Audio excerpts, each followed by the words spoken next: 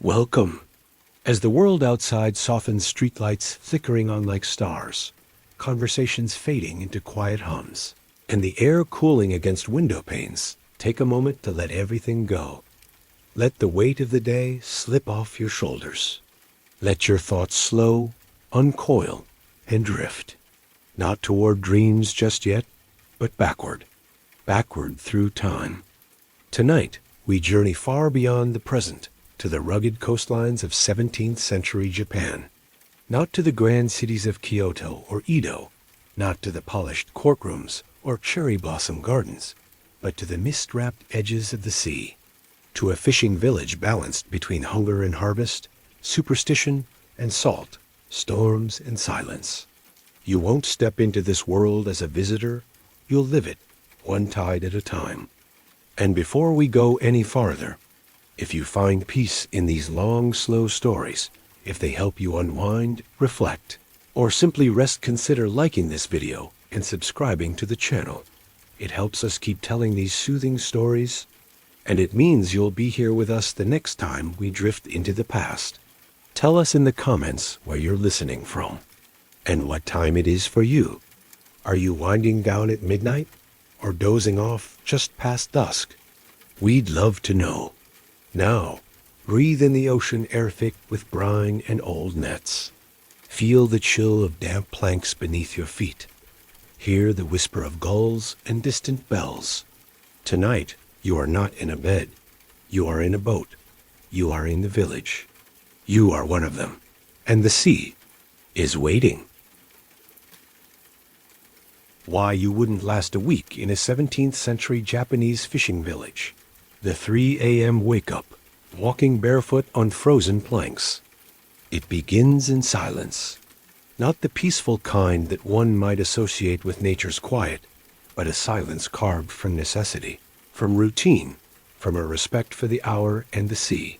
It is the middle of the night by any modern measure, but for you, in this 17th century fishing village, perched against the cold coastline of Japan, it is simply morning. You sleep on a woven mat laid across the hardened floor of a small wooden home. Your bedding is humble stuffed with straw. It still holds the scent of harvests long gone. The air inside your home is cool, and a smoky chill lingers in the rafters. A residue of last night's fire that never fully warmed the space, but kept the frost from creeping too close. There is no window glass here. Only wooden slats and paper screens that rustle ever so faintly with the sea breeze. You hear it before you open your eyes. The slow groan of the wind sliding past the roof's thatch, the creak of boats tied along the dock, and the occasional clink of metal from someone already beginning their morning preparations. Then comes the knock, not a harsh sound, just a measured, gentle tap on the wooden frame, your father's hand, perhaps, or your older brother's, signaling that it's time. No words are spoken. They never are. There is a reverence in this silence, passed down like a family heirloom. The morning is for listening, for preparing, for respecting what lies beyond the shore.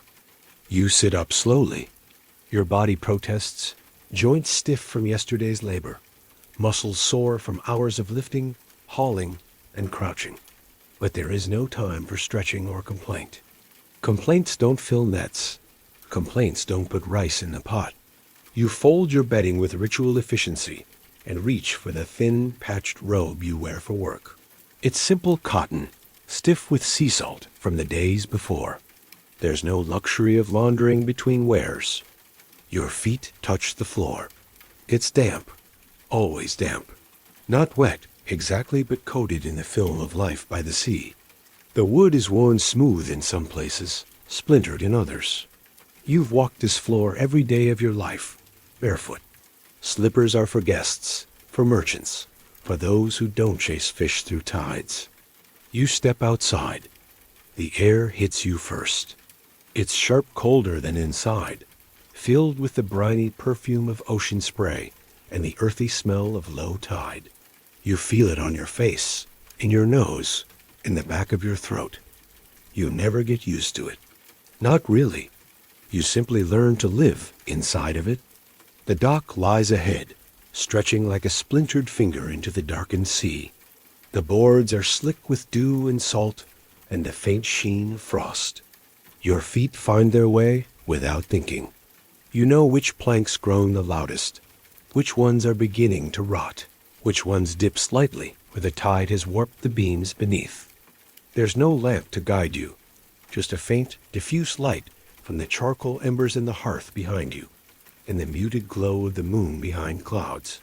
The mist hugs the ground, clinging low, rolling in off the sea like a patient animal. It swirls between the stilts of the houses, over the crates of drying fish, around the small shrine, near the edge of the dock where someone has already placed an offering of sake in a chipped cup. Your breath hangs in the air like smoke. You can see the others now, faint shapes moving in practiced rhythm. Someone sharpens a knife on a whetstone. Another hoists a net over his shoulder, still damp from yesterday. A child no older than 7 crouches near a crate, coiling rope with small, fast hands. You reach your boat. It's not yours. Not really ownership in this place is communal, shaped more by hierarchy than by possession. The elder man with the clouded eyes nods to you without speaking. You respond in kind. Words would feel loud, wrong, disruptive. Your hands grip the edge of the hull. The wood is cold, the salt encrusted deep into its grain. You begin to untie the ropes that keep the boat tethered to land. Your fingers are stiff, uncooperative in the cold. Still, they know what to do. There is no hesitation here. Only motion, repetition, tradition. The village behind you remains quiet. No dogs barking. No roosters crowing. Just the slow rhythm of a community moving toward the sea, not in fear or in joy, but in duty. Each step on the dock is a step on history, worn by the soles of generations. And out there, just past the rocks, the sea waits, unchanged, unforgiving, vast and indifferent. But first, you load the nets. And tomorrow, you will rise again before the sun, before the world, before yourself. Rotten nets and raw fingers, the daily pain of rope work. The nets are never dry. They lie in great tangled heaps across the dock, in the bottom of boats, slung over weather-worn posts in wide bamboo drying frames, always heavy, always smelling of seawater and decay. They are made of twisted plant fibers, sometimes hemp, sometimes wisteria vines, and over time they absorb everything: salt, fish oil, algae, blood, sand. Even when the nets are coiled neatly and set aside, the smell remains, a pungent mixture of rot and ocean. It settles into your skin, your clothing, and eventually, your memory. Each morning, before the boat can leave shore, the nets must be checked, every knot, every loop, every patch. A single tear can cost the entire day's haul. And so, with eyes half-lidded from sleep and hands still stiff from cold, you crouch and begin your inspection. Your fingers run over the coarse fiber tuff, rough as bark, still wet from the evening tide. The knots are tight, some formed decades ago and retied hundreds of times since. You don't count the knots. No one does. You simply know when something feels wrong. A loosened thread, a widening gap, a place where a fish might slip through and vanish back into the sea. Fixing a hole is its own kind of ritual. You reach for the repair needle, a curved, bone-handled tool passed down in your family. It fits your hand exactly, though it was not made for you. The twine used to mend is soaked first in salt water, then squeezed dry to make it pliable. There's a rhythm to the mending. Pull, twist, thread, knot, pull again. It must be done with care, but without delay. The sun is rising somewhere beyond the clouds, and the tide won't wait. Sometimes, as you work, the splinters in your fingertips reopen. Tiny cuts from days before begin to bleed again, leaving faint red stains on the twine. You don't stop. You can't. The village depends on fish, and fish depend on nets. And nets depend on you. This pain is not worthy of comment. Over time, the nets grow heavier, not only from the sea, but from history. They're patched so many times that they carry more men than original thread. You can read the story of the village in them. Here is where your uncle once mended with string from an old obi sash. There is a patch sewn by your grandfather's hand, different from the rest neater, more precise. That loose loop? It's always been there. It's harmless. You've watched dozens of catches slip past it like ghosts, but it's been left alone out of superstition. And still, the nets rot. Slowly, persistently. Mold creeps in where the sun doesn't reach. Tiny creatures chew through the fibers at night. The salt eats everything. No matter how carefully you coil them, no matter how often you wash or dry them, they decay. It is a truth as sure as the tide. Your hands reflect this truth. The skin along your palms is cracked, thickened with calluses, darkened by the elements. Your nails are short, broken in places, with tiny fish scales sometimes wedged beneath them. The smell of rope oil and salt water clings to your fingers even after washing, even after bathing. Some say it never truly leaves. There is pride in this labor, quiet and unspoken. Not pride in the modern sense, not a performance, not recognition, but a deep-rooted awareness that your work holds up the weight of more than just your family. Without the nets, there is no fish. Without fish, there is no food. And without food, the village does not wake up tomorrow. By the time the nets are finally loaded into the boat, your fingers are numb, yet aching. You flex them once, twice, before gripping the side of the boat and stepping in. The sea is still dark, the horizon barely beginning to hint at light. You take your seat, soaked through, and wait for the others to finish. And soon, with oars creaking and mist rolling over the surface of the water, you begin the row toward open sea, toward the day's uncertain promise. But the nets come with you. Fish eyes and whispered prayers, cleaning, but never speaking too loudly. There is a moment, just after the nets have been cast, and just before they're hauled back in, when the sea holds its breath. The boat rocks gently, creaking under its own weight. The air, damp and cold, smells of iron and salt, and somewhere below the surface, fish move in ancient patterns, indifferent to the lives lived above. You sit, hands idle for the first time in hours, but only briefly. In this village, stillness is never empty. It is preparation. When the nets are finally pulled back from the water, they return heavy, not just with fish, but with seaweed, sand, broken shells, the occasional jellyfish or starfish that glows faintly in the morning light. The men groan, not in protest, but as part of the rhythm. The sea gives, but never easily. You lean over the edge of the boat, reach into the net, and begin sorting. Each fish is handled with care, not reverence exactly, but something close to it. The work is methodical. One hand lifts, the other separates. The fish are still alive, their gills flaring open and shut in silent protest. Their scales shimmer in the early light, flashing silver, gray, and sometimes the faintest hint of blue or green. The eyes are the hardest part. They are wide, wet, glossy, and they look back. You do not speak while you clean. It's not a rule exactly, but a custom, passed down like all the others. Noise is disrespectful. It draws the wrong kind of attention. Some say the sea listens. Others say it remembers. Either way, words are for land. Out here, there is only the work. You use a knife passed down from your father, its blade slightly curved, always sharp, honed against stone each morning before use. With swift, practiced motions, you remove the heads, the tails, the fins.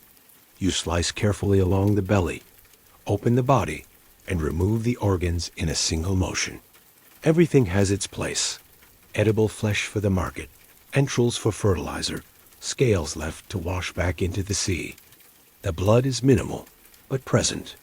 It mixes with salt water, runs down the wooden slats of the boat, and disappears between your toes. It's not something you look at or even think about. It's part of the process, like breathing or blinking. Unnoticed, unspoken, your hands do not hesitate, though they ache. The chill of the air turns your skin red and white.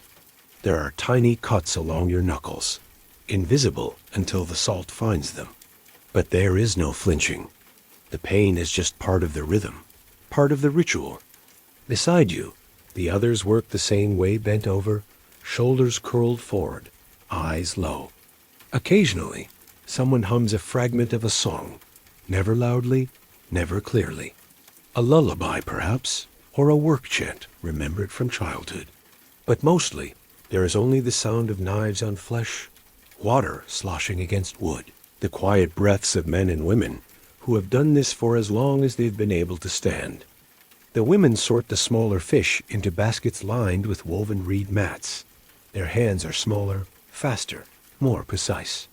They clean the anchovies and sardines, line them up in perfect rows, ready for salting and drying.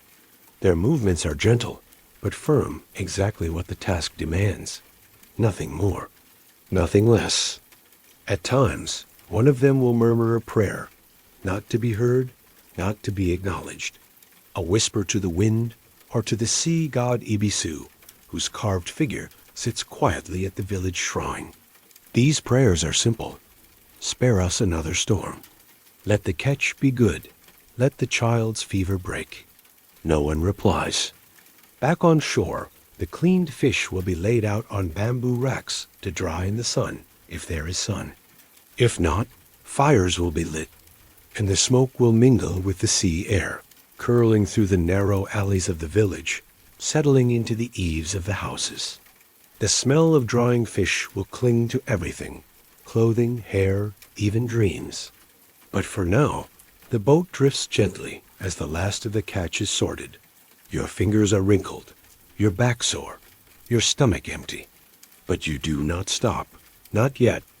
The sun has not fully risen. There is still much to do. And the sea, always watching, always listening, has given its offering. It is your task to receive it with silence. The smell that never leaves you, salt, rot, and seaweed. There is a scent that defines your life here. It is not a single smell, but a slow accumulation of many layered, fermented, and folded into the fabric of daily existence. You might grow used to it, but you never truly escape it.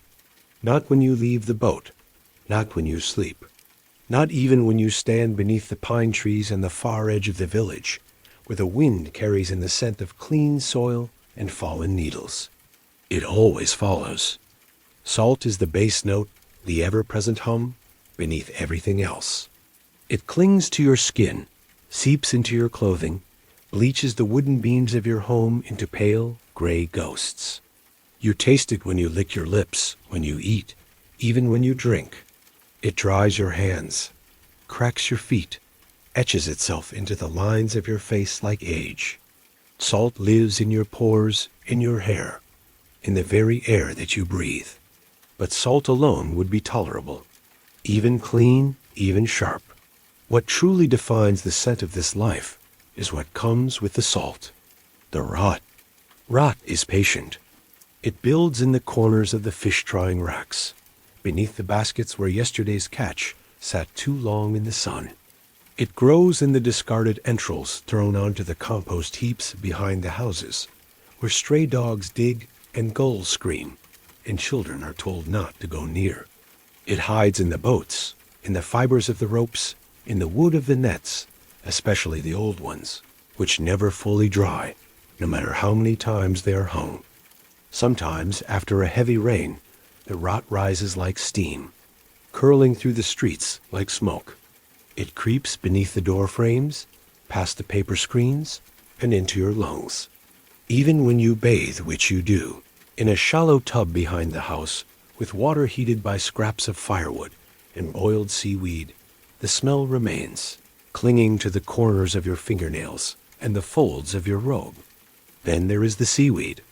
Its scent is not unpleasant at first, earthy, briny, slightly sweet.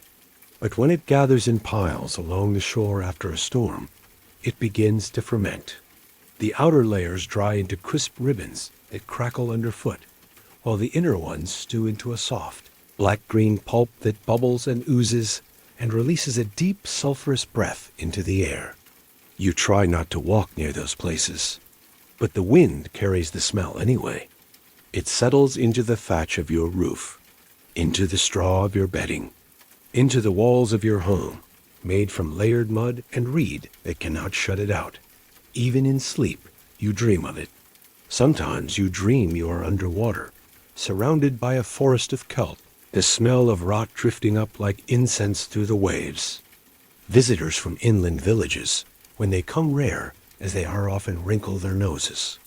They cover their mouths with their sleeves and speak of the ocean like something fascinating and foreign. But to you, it is neither. It is not romantic. It is not beautiful.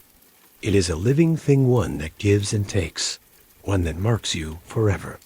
And its scent, this mix of salt and death and life reborn, is your inheritance. It is the smell of your work, of your ancestors, of the lives they lived and the lives they gave to the sea. You don't question it. You don't complain. Complaining won't clean your nets or dry your fish. Instead, you breathe through it. You live within it. And when you go to bed at night, your hands scrubbed raw with sand and seawater, your hair thick with salt, your clothes hung by the fire in hopes they will dry before morning still, the scent remains. Not strong, not aggressive, just constant. A quiet companion, a reminder, a presence that never quite steps aside, the smell of a life lived in service to the sea. Food for the poor, fermented fish, cold rice, and rare vegetables. You don't eat to enjoy, you eat to endure. In this village pressed between the cliffs and the sea, food is never taken for granted, never wasted, and almost never celebrated. There are no feasts, no lavish spreads, no leisurely meals where one lingers over conversation. Meals here are quiet affairs, eaten in crouched positions near the fire, shared sparingly between family members, and measured not in satisfaction, but in sustenance. By the time the boats return and the day's catch is gutted, cleaned, and prepared for drying, selling, or salting, the sun has risen halfway across the sky. Your stomach growls, but you've learned not to respond to it. Hunger, like salt, is always with you. And besides, the best fish, the freshest, the largest, the ones with flesh firm and unmarred, are not for you. They are for the merchants who come from the inland towns, bringing rice, oil, cloth, and the things your village cannot produce. What remains is what you eat. Piece of dried mackerel, perhaps, salted weeks ago, now leathery, dark, and clinging to the bone. It must be soaked first, sometimes overnight, to draw out the worst of the brine. Still, it's never truly soft. You chew it slowly, working the fibers apart with tired jaws. The taste is sharp, fermented, and deeply familiar. Beside it sits a small bowl of rice. Not fresh, not steaming, but cold. Always cold. The rice was cooked early in the morning, before the sun came up, and wrapped in a cloth to be portioned throughout the day.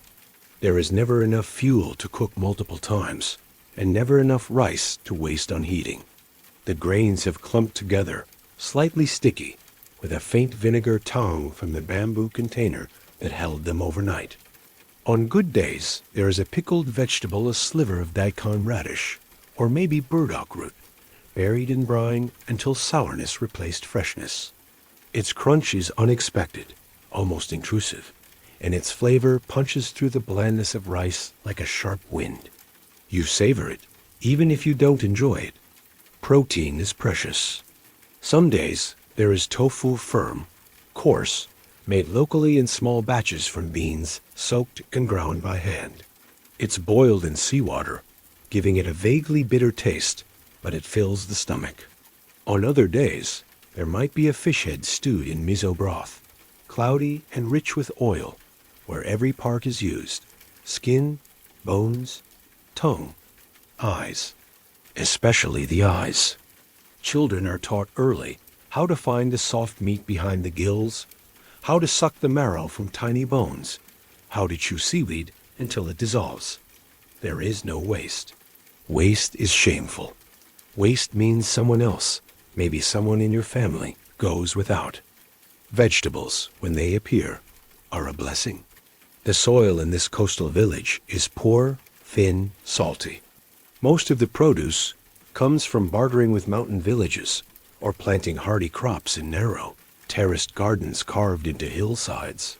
You grow what you can: turnips, scallions, bitter greens that need little water. Sweet potatoes are a gift when they grow well, and their leaves are often eaten too, boiled down into broth. Sometimes on festival days, or after a particularly successful catch, there is soup, a miso stew, thick with scraps of fish, ribbons of kelp, a slice of tofu if you're lucky. The pot is shared among everyone, portioned with strict fairness. Children drink from wooden bowls, slurping eagerly. The elderly sip slowly, eyes closed, remembering better times, or simply grateful for the warmth. And tea. There is always tea, though never the fine kind. Yours is brown, weak, brewed from toasted rice or twigs. It smells faintly of smoke, and it is always slightly bitter. But it's warm. That counts for something. You don't eat quickly, but neither do you linger. The work waits. The tide waits for no one. And when the bowl is empty, you tip it toward your lips, catch the last grain, and return to your feet. You rinse the dish in cold water. You don't dry it. There's no time. You eat to endure, to keep moving, to live another day beside the sea. And you will eat the same again tomorrow. Typhoon season, tying down roofs and hopes. There is no real beginning to typhoon season. It arrives not like a date marked on a calendar, but like a rumor whispered first by the birds that vanish inland, then echoed by the ocean, which grows restless before the sky even darkens. You know the signs. Everyone in the village does. The wind changes direction. The waves begin to hiss instead of crash. Nets dry slower. Fires take longer to catch. The mist thickens, then disappears altogether. And above all, the air becomes heavy, like it's holding its breath. That's when preparations begin. Your home, like every other in the village, is made of wood and earth. Its walls are layered with mud and straw, reinforced with bamboo lattice and prayers. The roof is thatched good for rain, bad for wind. In typhoon season, this becomes a source of deep anxiety. You must reinforce the structure, using what little rope and timber you have, tying beams together, securing shutters with pegs, laying flat stones on the edges of the thatch to weigh it down. The knots you tie now are different from those you use at sea. These are knots of desperation, meant not to hold fish, but to hold your life together. You lash roof beams with old fishing rope that still smells of mackerel and mold. You wedge driftwood along the base of the walls to keep the wind from lifting the corners of your home like a toy. Every creak, every sway, reminds you how little separates you from the elements. You don't speak much during these preparations. There is no need. The fear is understood. The typhoon is coming. Inside, you move the bedding and bowls to the corners least likely to flood. You place jars of water near the doorway, just in case the well is contaminated. You hang lanterns, but you don't light them yet. You cut the rope that dangles from the shrine's bell, so it doesn't whip about and invite the wind's fury. Outside, everyone works, even the elderly, even the children. The village becomes a hive of quiet, urgent motion. Nets are removed from their drying racks and weighted down under stones. Boats are hauled inland as far as they'll go, sometimes too far to carry back alone later. Chickens are brought inside. The rice granary is locked 3 times over. And then you wait. The sky darkens in layers. First a dim gray, then something thicker, almost green. The wind rises in steps like a ladder. First a whisper, then a push, then a howl. The sea responds, crashing against the rocks in a rhythm gone wild, sending spray high into the air that falls not like mist, but like knives. And still you wait, huddled in your home, straw mats pressed against the cracks in the door, listening to the sound of the world unraveling outside. The wind screams, roofs lift, pots shatter. Something crashes far off. You can't tell what it was. A house? A tree? A boat? You don't ask. You simply press your hand against the wall and feel it shudder. Feel the timbers groan like old men in pain. Hours pass, or days. Time loses meaning. You eat cold rice with trembling fingers, drink water in the dark. You pray not out loud, not always to gods, but to whatever listens. Then, just as suddenly as it arrived, the storm leaves. The silence afterward is eerie. The world feels paused. The air is warm again, unnaturally so.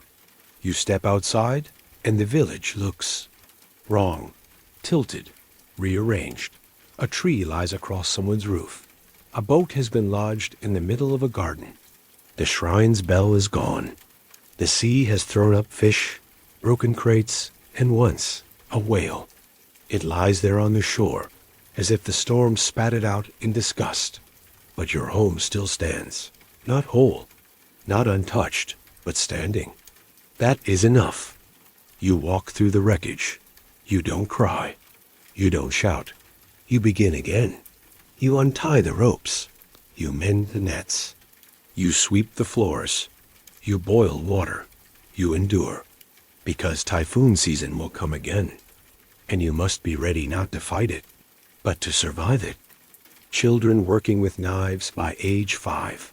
In the village, there is no such thing as childhood in the modern sense. No time set aside for imagination or rest. No structured schooling. No days spent in idleness. A child here is not a student, not a dreamer, not a question mark. A child is a pair of hands. By the age of 5, you are expected to be useful. Not in the abstract way adults sometimes speak of future potential, but in immediate, tangible ways. You carry, you sweep, you sort. You learn to gut fish, to coil rope, to recognize the weight of a stone that might hold down the corner of a thatch roof in wind. You know how to sit still when the adults are tying knots, how to stay quiet when prayers are whispered to the sea. Your first tool is a knife, a real one. It is not sharp at first. The blade is warm, the handle wrapped in fraying cord. It is handed to you not with ceremony, but with expectation. The lesson is simple. Learn to use it or be of little use at all. Your mother shows you how to scale the fish, rubbing the blade gently from tail to head, scraping the silver flecks off into a bowl. She demonstrates twice. Then she hands you the fish and watches. Not critically, not unkindly, but closely, carefully, because the blade is still a blade, and mistakes here are not without blood. You work slowly at first, clumsy and cautious. The fish slips in your hands. You nick your finger. You do not cry. You are told to keep going. That is how it is learned. By 6, you are allowed to clean the smaller fish on your own. Tiny sardines, anchovies familiar, manageable, hundreds at a time. Your hands grow quick, your wrists stronger than they should be. You know where to cut, where to pinch, how to remove the bones at a single pull. Your body remembers even when your eyes blur with fatigue. At 7, you begin helping with drying. This is delicate work. Fish must be spaced evenly on bamboo racks, turned at just the right intervals, pulled inside if the weather shifts. Too much sun, and they curl to useless paper. Too little, and rot sets in like a curse. Children are expected to know the difference. Your day begins with the others before dawn, and by mid-afternoon, your fingers are pink with salt, and your eyes sting with smoke from the drying fires. You take your meals kneeling beside the adults, not in a circle of playmates, but among co-workers. You are praised when you are quiet and efficient. You are corrected with a glance when you are not. There are toys, but they are few and fleeting. A carved spinning top made from driftwood, a doll woven from straw, a stone smoothed by the sea and carried in your sleeve for luck. But play is not the shape of your days. Play happens only when work is done, and work is never truly done. The other children are just like you.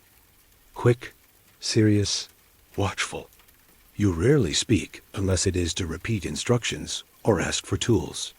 Laughter happens, but it is rare and short. The ocean does not laugh back. By 10, you are nearly indistinguishable from the adults, save for your height and the lingering softness in your voice. You can clean a fish faster than many grown men. You can tie a line tight enough to withstand a storm. You know how to sharpen your own knife and how to heat water just right for softening rope. You do not think of this as strange. You have never known anything else. There is no rebellion, no refusal, just the slow and silent acceptance that life is work, and that the work begins early. Because the sea does not wait, the fish do not wait, and neither does the village. And so, with knife in hand, with sleeves rolled high, with a spine already beginning to bow from hours of crouching, you continue the work, still a child, but never treated like one. Death in this village is not unexpected. It is part of the rhythm, part of the sea. But death at sea, that is different. It begins the same as any other day. A boat sets out in the early hours, its shadow stretching long across the still water, vanishing into the mist. There is no fear in this, only routine. The sea is dangerous, yes, but it is familiar. You trust your hands. You trust your ropes. You trust the old knots and weathered planks that have carried your family for generations. But sometimes, the sea does not return what it takes. A sudden storm, pulled from the edge of the horizon. A boat too heavy with catch. A misstep on a slick plank. A cracked beam, a snapped line, a wave that doesn't look dangerous until it is. When the boat fails to return by dusk, no one speaks of it directly. Not at first. Words are heavy, too heavy. The absence settles quietly over the village like a second tide. Faces tighten. Children are told to stay indoors. A grandmother stands by the shrine, fingering the edge of her apron. No one lights the evening fire. By morning, if the sea has not returned the boat or a body, then the morning begins, but only in part. Because without a body, there is no burial. And without a burial, there is no rest. Instead, there is the ritual of the unclaimed. It is older than the village itself, older than the language used to describe it. It begins with water, always water. Buckets are drawn from the well and poured in a circle in front of the family's home. Not salt water fresh, a gesture to remind the spirits of the difference between the sea and the land. It is believed the soul, confused by its own sudden end, may try to return. And fresh water draws it toward the home, toward memory, toward identity. Next come the sandals. A pair, worn but still strong, is placed at the door facing inward. These are the last pair the deceased wore, if they still exist. If not, they are borrowed. They serve as a path, a welcome, a silent request. Come back, even if only to say goodbye. Inside, the family lays out offerings. Rice sake, a folded piece of cloth from the missing one's robe. Nothing elaborate. Just enough to tempt the soul back. A space is left beside the hearth. A bowl is filled. The door is not locked that night. For 3 days, the village does not call the missing by name. Names are dangerous. They can bind a spirit, confuse it, cause it to linger in the wrong place. Instead, euphemisms are used. He who fished, or she who waited on the shore. If by the 3rd day the sea still gives nothing, not a scrap of cloth, not a piece of wood, then the shrine bell is rung. 3 times, slowly. The priest arrives, dressed in pale robes and silence. A paper lantern is lit and carried to the edge of the water. Inside it, a strip of paper bears the lost one's name, written in ink made from pine soot and ash. The lantern is placed in the water at dusk and pushed out gently on the tide. If the sea is kind, the lantern drifts out slowly, flickering in the wind, carried toward the open horizon. This is taken as a good sign. If the lantern returns, spinning in circles or snuffed out quickly, it is said the spirit is not yet at peace. Afterward, the family builds a small cairn, near the rocks a pile of stones, carefully arranged, with a piece of driftwood as a marker. No name is carved. Only a pattern, unique to the individual, known only to the family. A comb placed beneath a stone. A shard of blue ceramic. A feather. It is not a grave. It is an anchor. You visit it not to mourn, but to remember. To remind the sea that it took something, and that it must one day give something back. Some families wait years, some forever, but always the ritual remains. The water poured, the sandals placed, the name held gently between silence and hope. Because even if the body is gone, the life was here.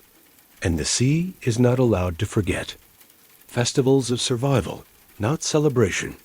When outsiders imagine festivals in Japan, they think of silk kimonos and glowing lanterns, of cherry blossoms floating gently through the air and laughter echoing down wide streets.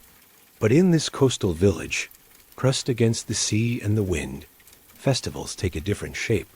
They are not celebrations in the way most understand them. They are rituals of endurance, of gratitude, and of fear. Here, the festivals are less about joy than about appeasement. Not offerings of thanks for plenty, but of survival. The fact that you are still here, that the typhoon passed, that the catch was enough, that no one was taken by the sea, is reason enough to gather. But you do not gather to revel. You gather to remember what could have been, and what may still come. The most important festival is held at the end of autumn, just as the ocean begins to change. The waters grow darker, more unpredictable. Fish move deeper, and storms become stronger, faster. It is a time of both harvest and dread. The air smells of smoked mackerel and pine smoke, of old fish oil, and the cold bite of approaching winter. In the days leading up to the event, preparation is solemn, not festive. Boats are scrubbed clean, not to shine, but to honor.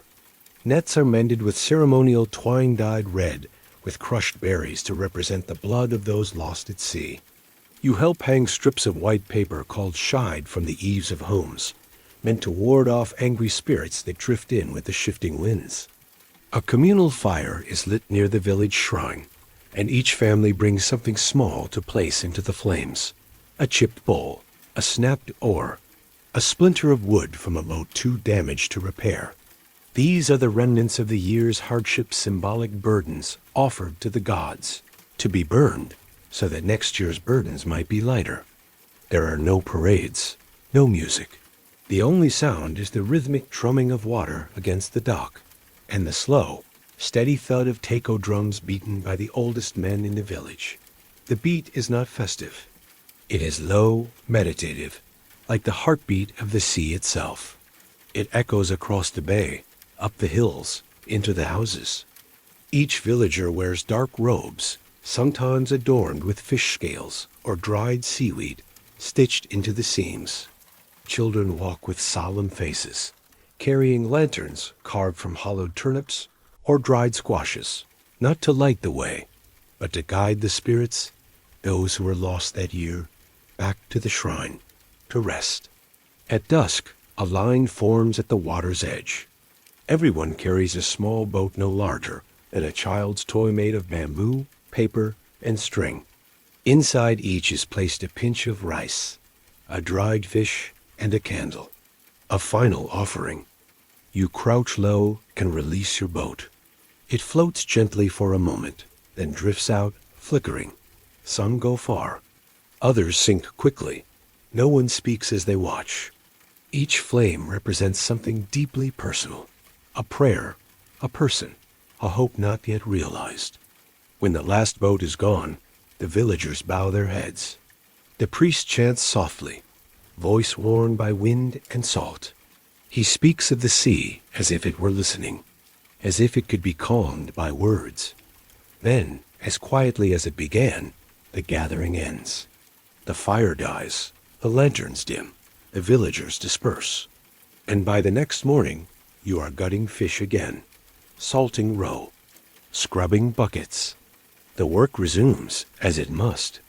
There is no hangover of celebration, only the silent understanding that the sea allowed another year, and that mercy is never promised again. Sleeping on straw, dreaming of nothing. By the time night arrives, it is not greeted, it is endured. Darkness falls early in the village, faster than in inland towns. The sun, already shy behind the sea's mist, slips below the horizon with little fanfare, leaving behind a heavy gray that fades to deep indigo, then to black. There are no street lamps, no warm windows glowing with amber light. Only the pale flicker of a few oil lanterns, their flames swaying like slow dancers in the coastal wind. You finish your final tasks with slow, deliberate motions. Washing the fish buckets, coiling the ropes, folding the ragged cloth you wore all day. Each movement is done more from muscle memory than thought. Your body is too tired to think, tired in a way that no sleep can truly undo. Inside the home, the fire has been reduced to glowing coals. There is no need to build it back up, not tonight. The smoke has stained the low ceiling dark with years of memory, and the scent of brine still clings to everything. You eat what remains of the day's rice and soup in silence. The bowl is warm in your hands, and the steam rising from it feels like comfort, real, honest, if only for a moment. Then you prepare your bed, but there is no bed, only a mat of rice straw laid directly on the wooden floor. It crunches softly as you spread your blanket, also straw-filled, over the top. In winter, if you're fortunate, someone has warmed a stone near the fire and tucked it into the corner of the bedding. Tonight, there is no stone, just the cold. You lie down with a sigh that doesn't escape your lips, but fills the space nonetheless. Your body settles slowly, one joint at a time. Shoulders ache, knees stiffen. Fingers still sting from salt and cold, but the pain has dulled, transformed into something quiet and far away. The blanket barely holds in the warmth, but your body generates what it can. You curl your knees in close, an instinct from childhood, one that never really leaves you. Outside, you hear the soft slap of waves against the docks, a dog barking in the distance, the whimper of wind through the cracks in the wall. There are no dreams, not in the way most imagine them. Only shadows and shapes, flickers of fish scales, the rhythm of nets being pulled, a boat rising and falling endlessly in dark water, the feel of rope sliding through your hands, the creak of the oars, your mother's voice, perhaps, humming a song she stopped singing years ago. Your mind drifts not toward fantasy, but toward emptiness, toward stillness. Some nights, you think you'll sleep deeply. Others, you wake again and again, not startled, just unsure of what time it is, of whether the tide is high, of whether tomorrow's catch will be enough. But tonight, at least, the sea is quiet. The storm has passed. The house has held.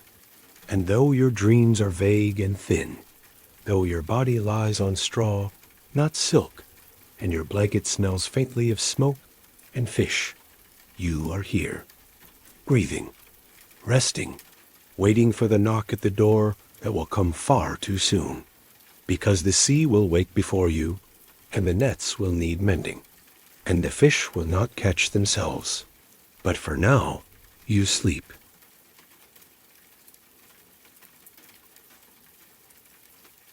The woman who knew the currents, Jung's early life, born into the waves. Long before she was whispered about in corners or remembered through ritual, She was simply Yum, a girl born to the sea. Her name meant plum blossom, delicate and seasonal, but there was nothing fragile in her birth.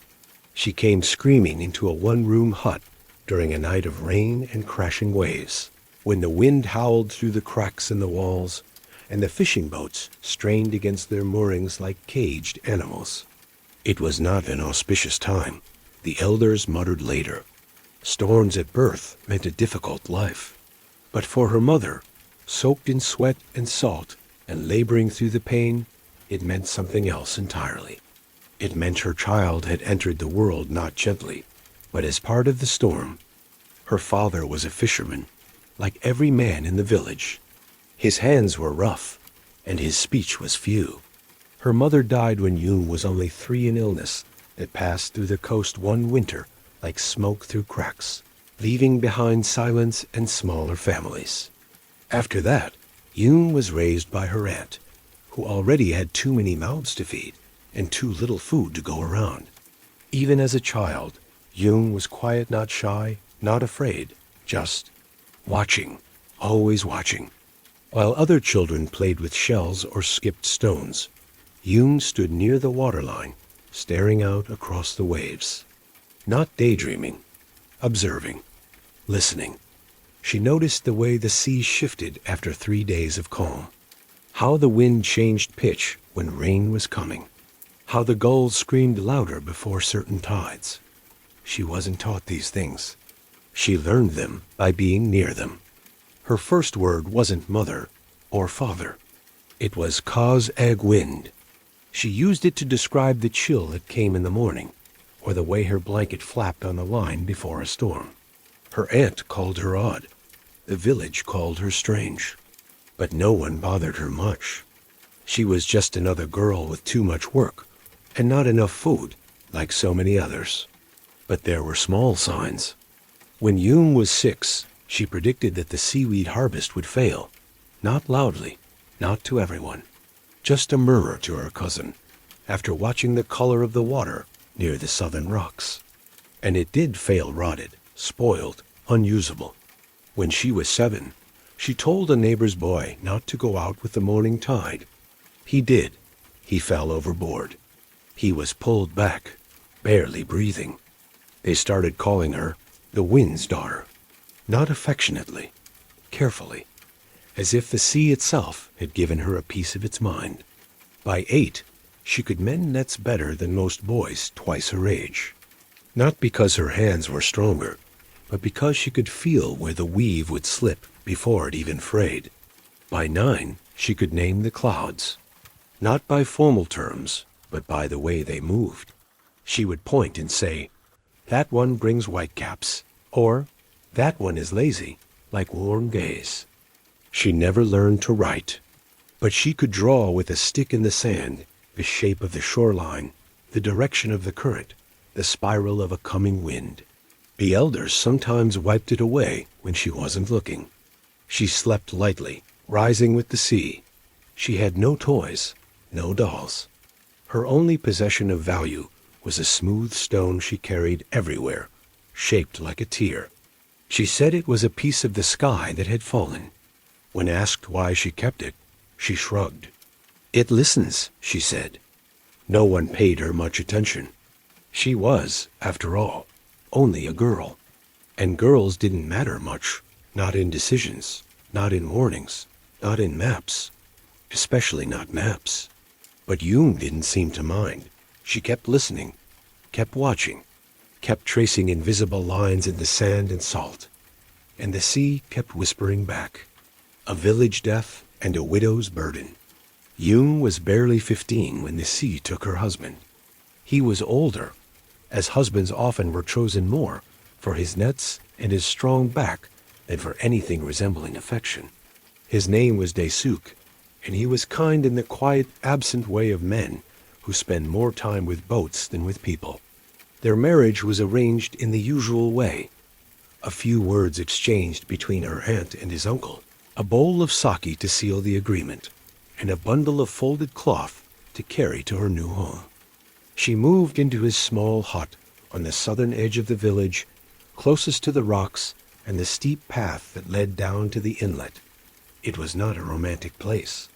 It smelled of damp rope and oil, but it was hers. Her name was written nowhere, yet her presence took root in the floorboards, in the stones laid beside the fire pit. In a careful way she began to rearrange the baskets and hang the herbs. Daesuk was not cruel, but he was tired, always tired. He worked from dawn to dusk, and when he returned home, he ate with his head bowed, hands red and cracked, and fell asleep with the quiet, shuddering breaths of someone who lived at the edge of exhaustion. They had no children, not yet. Some whispered this was her doing, some defect in her blood or body. Others said it was for the best. The sea already asked too much. Then one morning, he did not return. The fog was thick that day, pressing against the village like a closed fist. The sea was calm at first, but deceptive, as it often was. A shift in the current, a swell that came from nowhere, a missing oar, no one knew for sure. His boat drifted back alone in the late afternoon, the nets still full, the fish half dead from the weight. His sandals were inside. His knife was still tucked beside the rope coil, but there was no sign of him. The rituals were followed, as they had been for centuries. Water poured, sandals placed, the bell rung, and Yum became a widow at 15. Widowhood in the village was its own kind of storm. There was no legal consequence, no formal condemnation, but there was distance. A woman without a husband became a question mark, an oddity. Some suspected misfortune. Others whispered about bad luck, about omens. A few, quietly, said she had always been strange. Perhaps the sea had taken him because of her. She was expected to move back in with her aunt. She did not. She was expected to wear mourning for a year. She did. She was expected to keep to herself. She mostly did. But something changed, subtly. Yum began to walk more often to the cliffs. Not the gentle beach where the boats were launched, but the rocky outcroppings where the sea broke violently, where the wind screamed through narrow gullies and tore the breath from your lungs. She carried with her a bundle of shells, small sticks, and a long, flattened piece of driftwood. She would sit for hours, head down, arranging shapes in the sand, making marks with charcoal and crushed seaweed.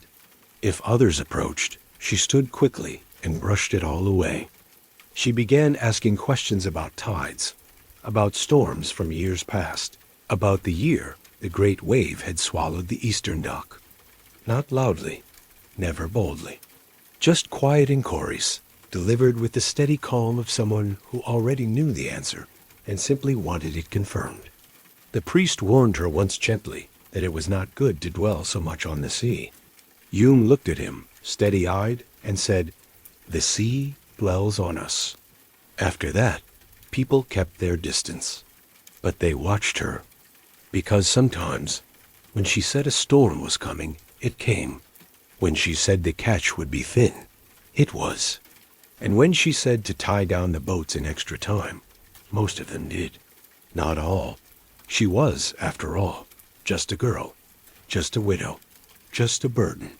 But she watched the sea with eyes that remembered. And she waited, because she knew something was coming. Learning the sea, shell maps and wave patterns. Yum never learned to read. Not in the way the inland people did, with ink and brush, with characters copied from scrolls in long afternoon lessons.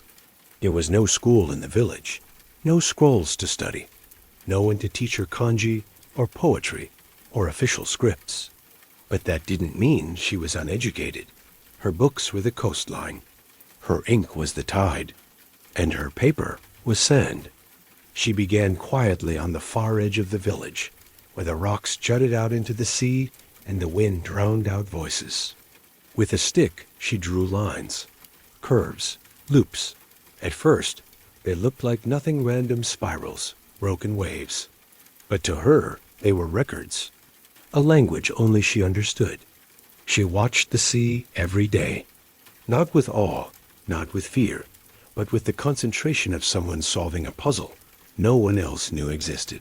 She noticed things others didn't. How, after 3 days of wind from the south, the tide curled differently around the inlet rocks. How waves that broke twice before reaching shore meant deeper water beyond. How the foam from a storm lingered longer in one cove than another. She began to keep time using shells' different shapes and colors, arranged in spirals on a flat stone outside her home. A heavy conch meant a storm was expected within the week. A small, smooth black shell indicated a northward current. They weren't just markers. They were memory externalized thought in a world with no written record. The elders scoffed. Some muttered that it was improper. Women weren't supposed to think about tides. That was the work of men, of fishermen, but others watched quietly from a distance. One evening, as a storm approached, Jung rearranged her shells. She removed the long spiral that meant safe passage and replaced it with 3 overlapping ovals. That night, the boats that ignored the warning returned late, damaged, some half sunk.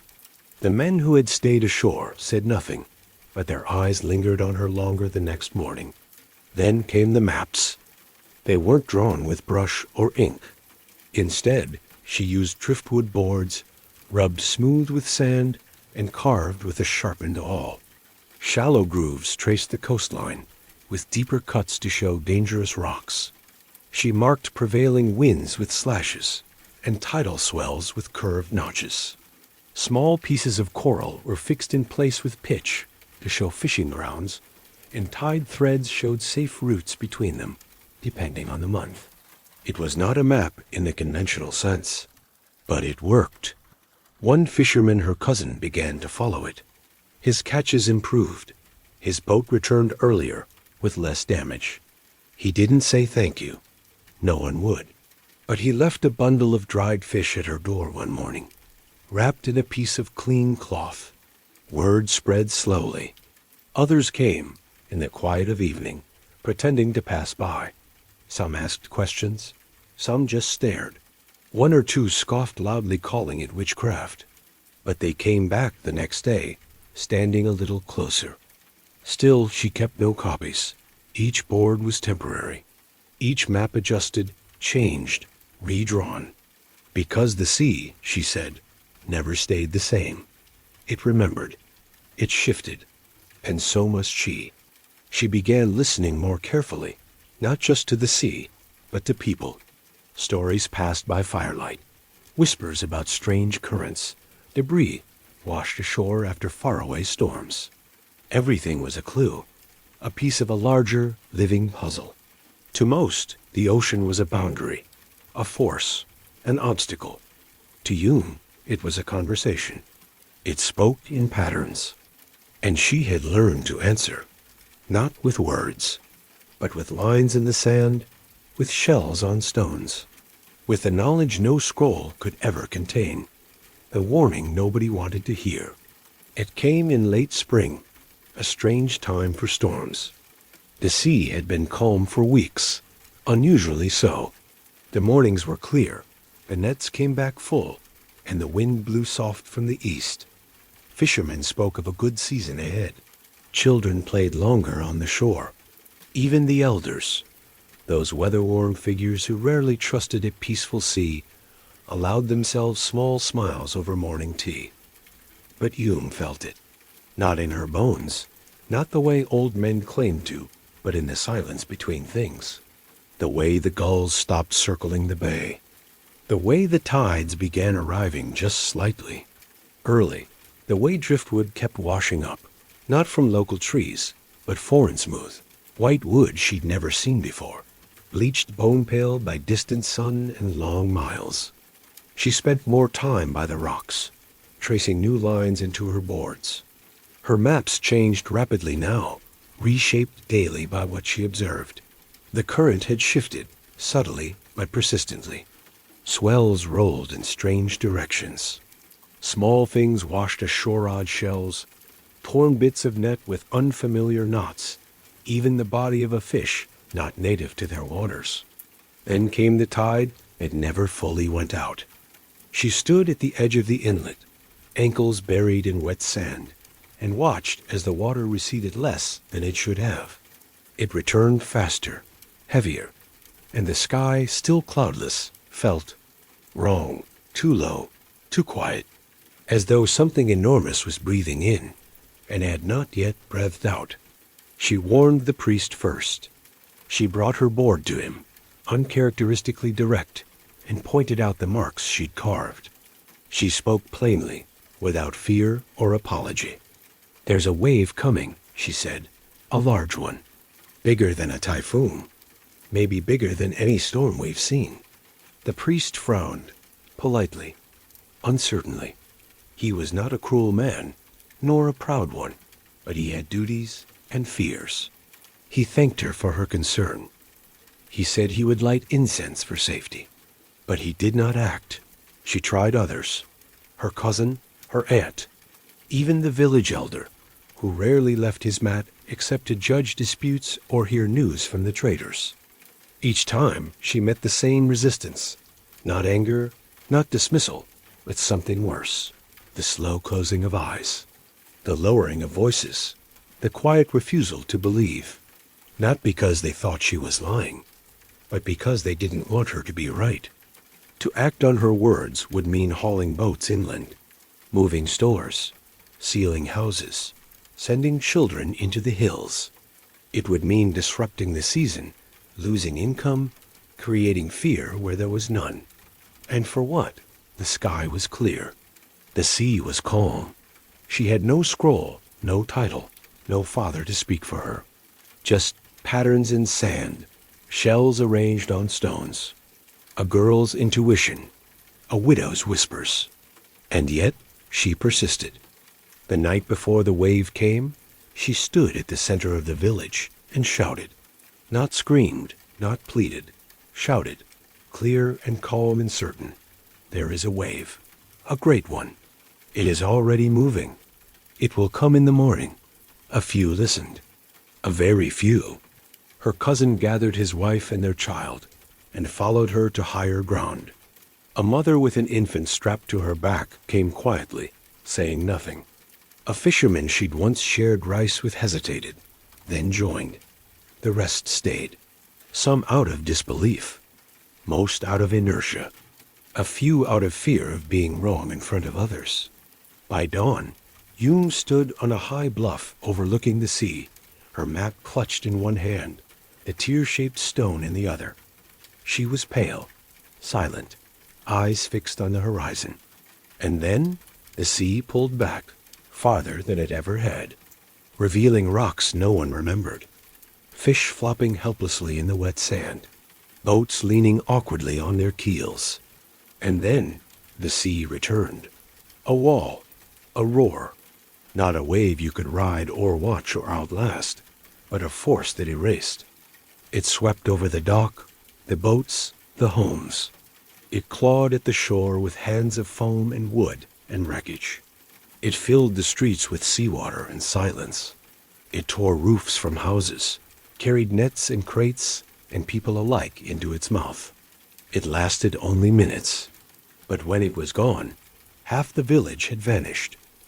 Those who had followed Yoon were spared, but instead of thanks, she was met with eyes wide, not with gratitude, but with fear, because she had seen it coming, and they had not. A wall of water, the great tsunami of 1659. The elders never called it a tsunami. They called it that wave, the wave, because to name it more precisely would be to admit it had shape, limits, something that could be understood. It could not. The great wave of 1659 came not with storm clouds or thunder, but with a sky so clear it felt surreal. The sun rose like any other day, casting pale yellow light across the village rooftops, gilding the boats bobbing at their moorings. The air was warm for spring, the kind of warmth that made bones loosen and shoulders relax. And then the sea disappeared. It didn't just recede. It fled. The tide pulled back with unnatural force, sucking water from the bay until the seafloor lay exposed muddy, glistening, littered with stones and stranded fish flapping in confused desperation. Wooden posts that had stood buried beneath the water for generations were now revealed, rising like blackened teeth. Children ran toward the newly uncovered beach, laughing, calling out at the strange and sudden gift of the sea. Some tried to catch the writhing fish. Dogs barked.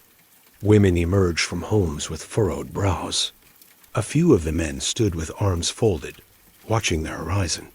Something was wrong, they said, but it was too late. From the high ground, Hume saw it first.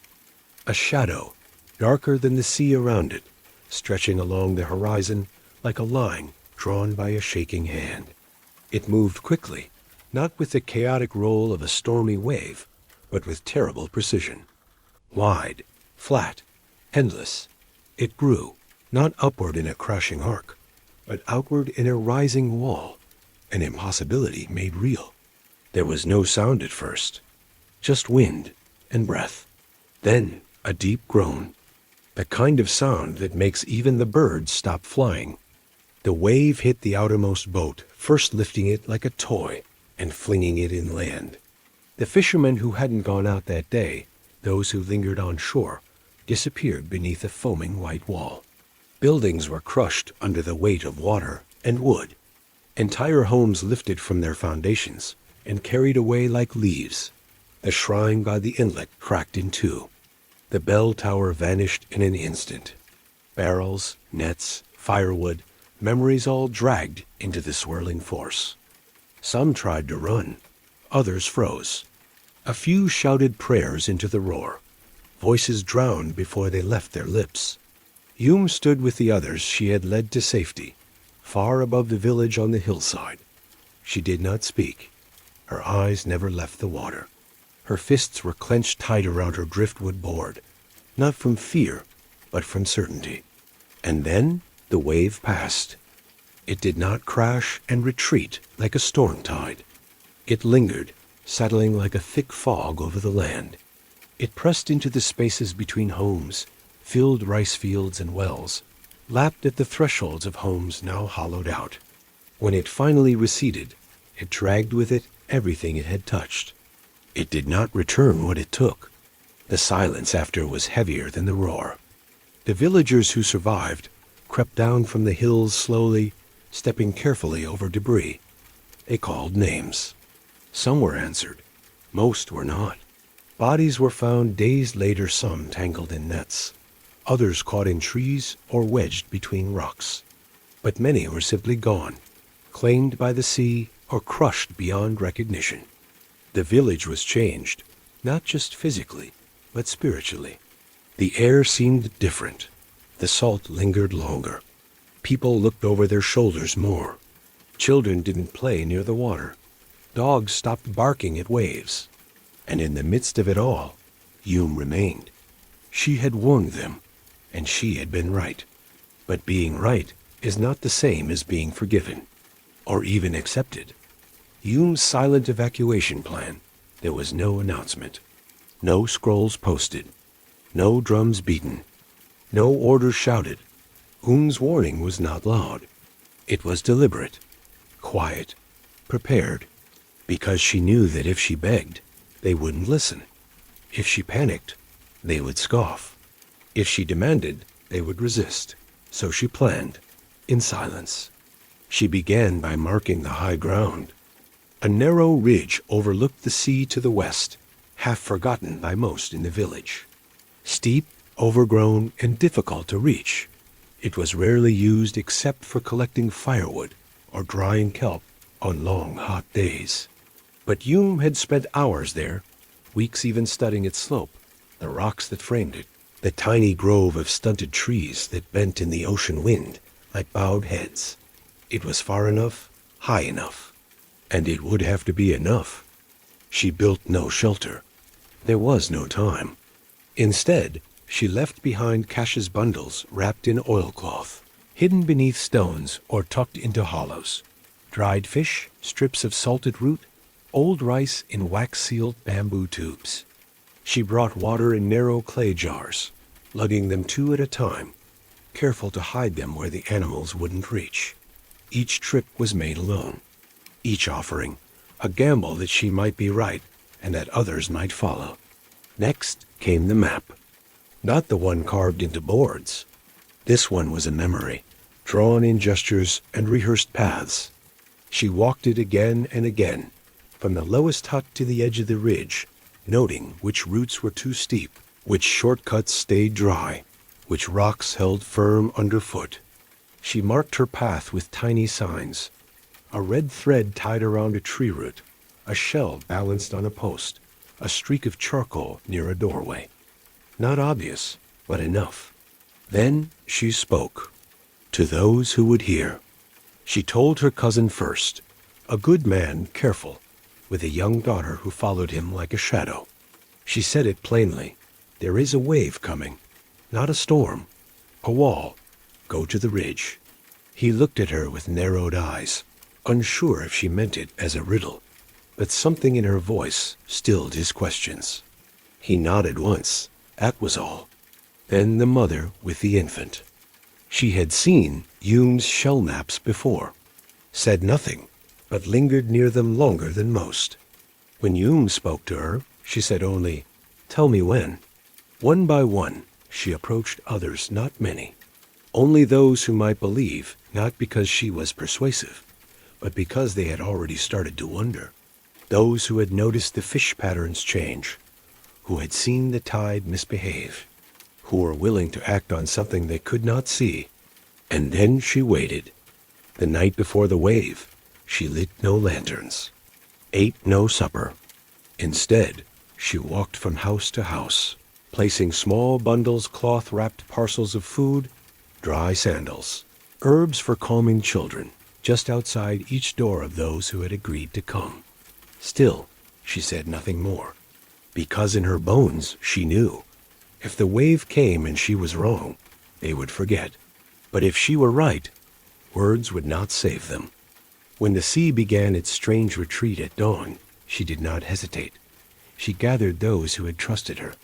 No shouting, no pleading, no convincing. Just a quiet nod, a shared glance, a step away from everything they knew. They followed her up the narrow path, their feet unsure, their hearts uncertain. Some clutched children. Others carried only what they could fit in a cloth bundle. From the ridge, they watched the wave come. And in that terrible moment, the silence of her plan became the sound of survival. Aftermath and accusation. A woman with too much knowledge. The wave receded, and in its place silence, a silence too heavy to name. From the ridge, the survivors stood motionless, staring down at what had been their village. Where once there were rooftops and wooden fences, drying nets and stone pathways, now there was only wreckage, broken timbers, collapsed huts, boats resting in unnatural positions far from the water. What had once been familiar was now jumbled, drowned, and foreign. And the smell? Salt and mud, seaweed and smoke, and something else. The scent of lives turned inside out. Some wept, others didn't. Most simply stared, their minds caught somewhere between disbelief and numb calculation. What had they lost? Who had they lost? How long would it take to rebuild, if rebuilding was even possible? Hume did not speak. She stood apart, near the same tree she'd used as a marker when first mapping the ridge. Her hands were at her sides, her eyes fixed forward. She felt no triumph, no relief, just wait. Because in her heart, she knew what would come next. At first, the gratitude came in murmurs, a bowed head, a whispered word, a cup of tea left near her sleeping mat, a child offering her a rice cracker with two hands. Small things, private things, but they did not last. As the days stretched into weeks and the devastation became a permanent scar, the silence began to shift. It hardened, turned brittle, then sharp. Why her? Why had she known? Why had she been so certain? Why had she not told more people? And beneath those questions, the darker ones, the one shaped not by logic, but by grief. Had she caused it? The priest avoided her now. He said nothing directly, but his prayers at the shrine grew louder, more insistent, as if he were cleansing the air. Some said she had drawn the wave with her symbols, that her maps were spells, that the gods had grown angry at a woman who stepped beyond her place. One morning, someone found her driftwood board smashed, splintered, and scattered near the communal fire. No one admitted to it. No one needed to. Another day, a line of shells she had placed as a tide marker was swept away by a broom before dawn. A quiet message: your ways are no longer welcome. The survivors never asked her to leave. They didn't need to. They simply stepped around her like a crack in the ground, acknowledged without acknowledgement. A warning embedded in the rhythm of daily life. She had saved lives, and that made her dangerous. Because knowledge, especially in the hands of someone unexpected, a girl, a widow, a woman who asked no one's permission. That kind of knowledge invites fear, no matter how many lives it spares. And so, Yoon grew quieter, more distant. She stopped offering advice, stopped drawing maps. She no longer walked to the ridge, no longer watched the sea in public. But at night, when the others slept, she still listened to the waves. And the waves still spoke. Exile or oblivion, her vanishing from history. There was no official decree, no scroll bearing her name, no priestly proclamation, no council gathered beneath the lanterns to pass judgment. That wasn't how it worked. Not here, not for someone like Yoon. Her exile came slowly, grain by grain, like sand slipping through fingers. And when it was done, no one could quite say when it had begun. She didn't leave the village in shame or fury. She didn't shout, didn't plead. She simply faded. There were rumors, of course, always rumors, that she had moved inland to a distant mountain town where no one knew her name, that she had married again, though no one could say to whom, that she had joined a remote shrine, living in silence among women who spoke only to the wind. But others said she had gone into the forest beyond the ridge, into a thicket where wild plum trees grew, that she built herself a small hut there, no bigger than a boat, and lived on roots and rainwater, that she still watched the sea each morning, kneeling among the rocks with her shells laid out in careful spirals. Still others said she had vanished entirely. No farewell, no trace, just gone, like morning mist. The sea had taken her back, not in anger this time, but in quiet agreement. A mutual recognition between two forces that were never meant to be understood. What is known as this? Her house near the southern edge of the village stood empty for years. No one claimed it. No one entered it. Eventually, children began avoiding it, calling it cursed, circling around it as they walked to the shore. The roof collapsed one spring. The beams were carried off for firewood. The stones scattered. And her name? It was not written, not recorded, not carved into the village shrine or preserved in ink. The few who remembered it used it carefully, like a flint that might spark. That girl, they would say, the one with the maps. Or, she warned us, and then nothing more. In time, new generations arrived, children who had not seen the wave, who had not heard her voice, and they did not ask, because those who had lived through the wave rarely spoke of it. It became a shape behind their eyes, a dull ache in the background of daily life, a shadow without a source. Yoon's absence became a kind of presence. She was the space left behind in stories, the name left out of praise, the map never copied, the knowledge buried just deep enough not to be dangerous. And so the village moved on. It rebuilt. It repaired boats.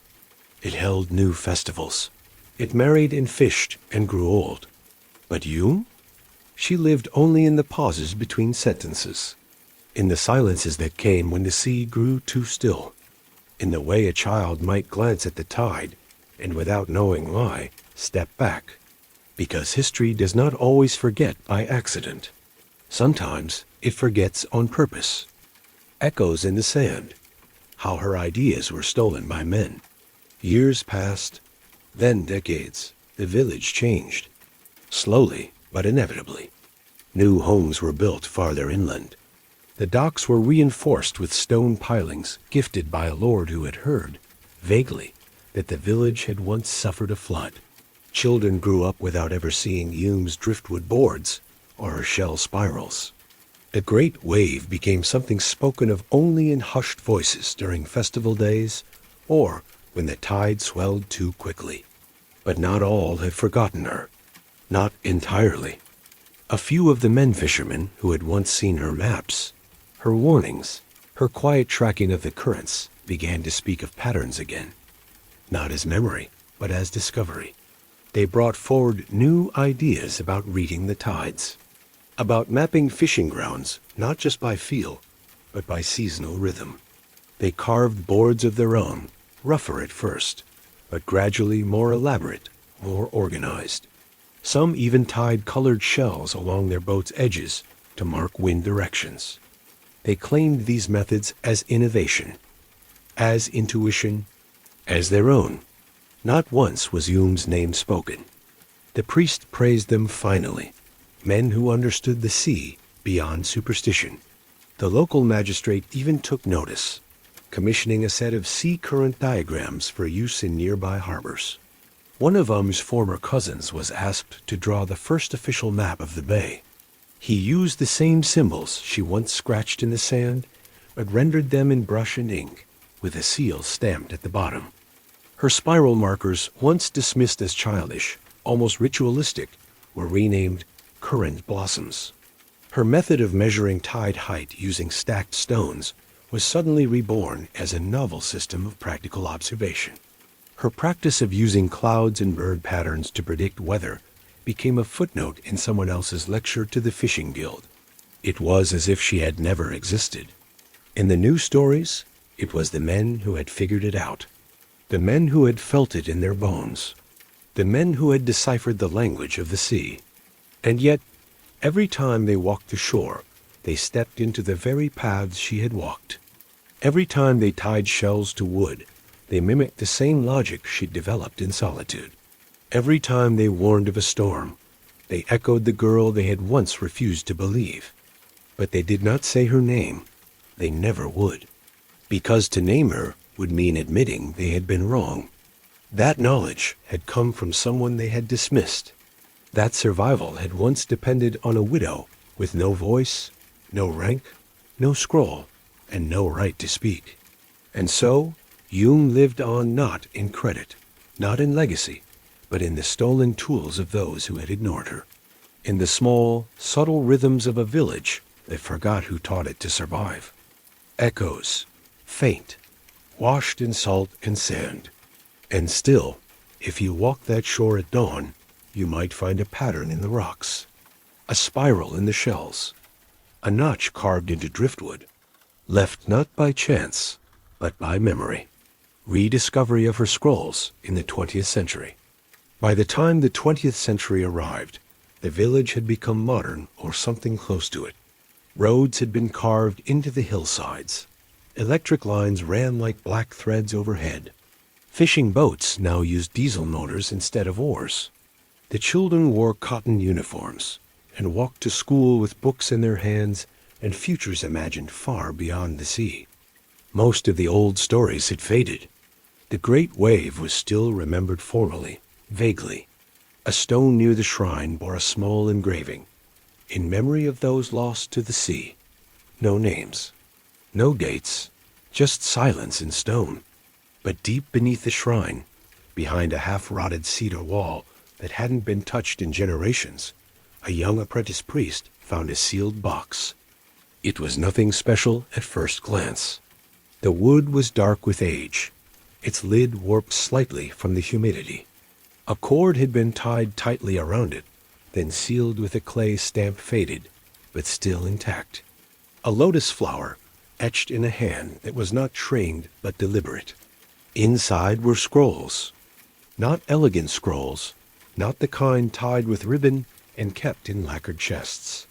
These were makeshift, pieced together from fragments of rice paper, stitched with fishing line, bound with pressed seaweed pulp and oil-dried leaves. But what they contained was remarkable. The drawings were not artful, but precise spirals of shell patterns, wave diagrams, wind routes, annotated in strange shorthand, charcoal dots, slashes, lines. There were no names, no explanations, only patterns, tides, moons, symbols for fog, currents, foam direction, cloud shapes. But they told a story, not of storms or disasters, but of prediction, of understanding, of a language carved from wave and wind and patience. A voice from the past, whispering not in words, but in rhythm. Scholars were brought in, first from the nearby university, then from further afield. They studied the maps, the notes, the symbols. They compared them to modern coastal models, to satellite readings, to meteorological records. The accuracy was unsettling. One scholar, a soft-spoken professor of folk cartography, quietly said what others wouldn't. This is pre-modern coastal science, developed in isolation, and by someone who understood more than they had any reason to. For a time, the mystery captured attention. A journal published a short article. The Driftwood Cartographer, they called her, though her name remained unknown. The scrolls were displayed briefly at a regional museum before being returned to the shrine, now sealed behind glass in a climate-controlled alcove. Even then, the villagers were uneasy. Some said the scrolls shouldn't have been opened, that disturbing the past had consequences, that the sea had let them be buried for a reason. Others simply stood in front of the case, staring at the spirals, and felt something familiar. A few of the older residents remembered stories. A girl, a widow, the one who had known, the one who had vanished. But still, no one wrote her name. Her scrolls were preserved, catalogued, analyzed, but not owned. Because even in discovery, she remained an outsider. Not saint, not scientist, just a shadow made of salt and silence. And yet, quietly, some things changed. A new monument was built near the shoreline, not to her, but to those who watched the tides. The local school added a lesson about ancient fishing methods and coastal observation. One of her maps was recreated on a ceramic tile path leading down to the dock. No one said "you," but if you stood beside the case in the shrine long enough, if you looked past the glass and let the hum of the lights fall away, you might hear, not a voice, not words, just a rhythm, like waves, like breath, like the steady, patient scratching of a stick in sand.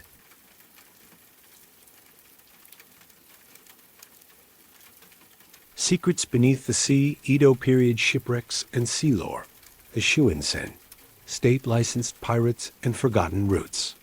Long before steel-hulled cargo ships cut across the Pacific in straight, charted lines, there were the Shuinsen Red Seal ships. They were not graceful vessels, not particularly fast, nor always trustworthy in a storm. But for a time, they carried the ambitions of Japan beyond its coastal waters. And buried within their timbers was a strange contradiction. They were both instruments of official diplomacy and state-sanctioned piracy. The term Shuin referred to the red-sealed permits issued by the Tokugawa shogunate during the early 17th century. These permits allowed certain merchants, and only certain merchants, to travel beyond Japan's shores to trade with the kingdoms of Southeast Asia, and occasionally even further. The permits were handwritten, sealed in vermilion ink, and blessed not just by bureaucrats, but by temples. They were symbols of trust, of control, of privilege. But paper doesn't float, and what happened at sea often stayed there.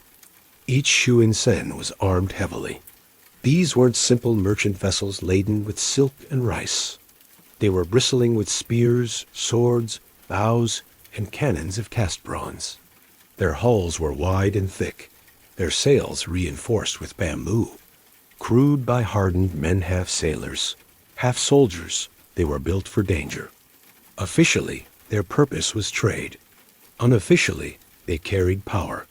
When negotiations soured in port cities across the South China Sea or near the Malay archipelago, it wasn't unusual for a merchant vessel to seize a rival ship, raid a coastal storehouse, or vanish with cargo never logged.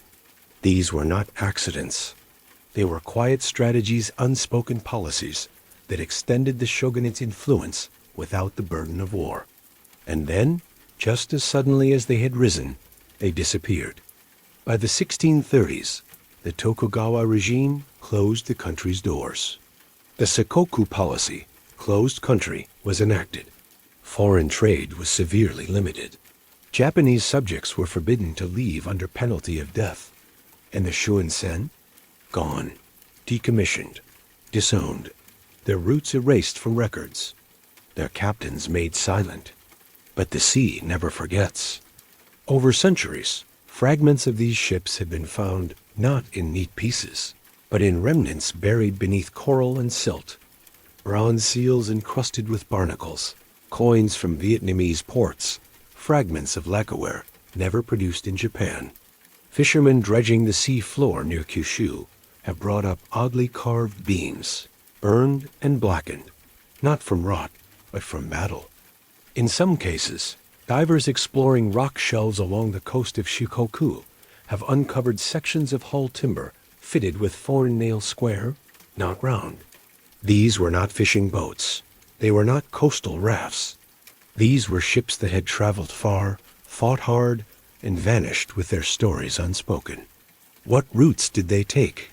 How many were lost, not to weather, but to silence? And how many were buried, not by storm, but by policy? Even today, maritime historians debate the reach of the Shuansen. Some believe it went as far as India. Others whisper rumors of a wreck found with Portuguese cannonballs and Japanese ink brushes side by side, half a world away from either country's shores. But none of the official maps show these journeys. They were redacted, forgotten, dissolved like ink in seawater. And yet, the sea remembers.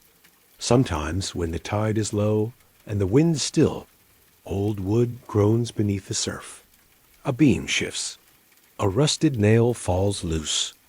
A cargo tag, written in faded brushstrokes, surfaces for one final breath before vanishing again. History doesn't always sink.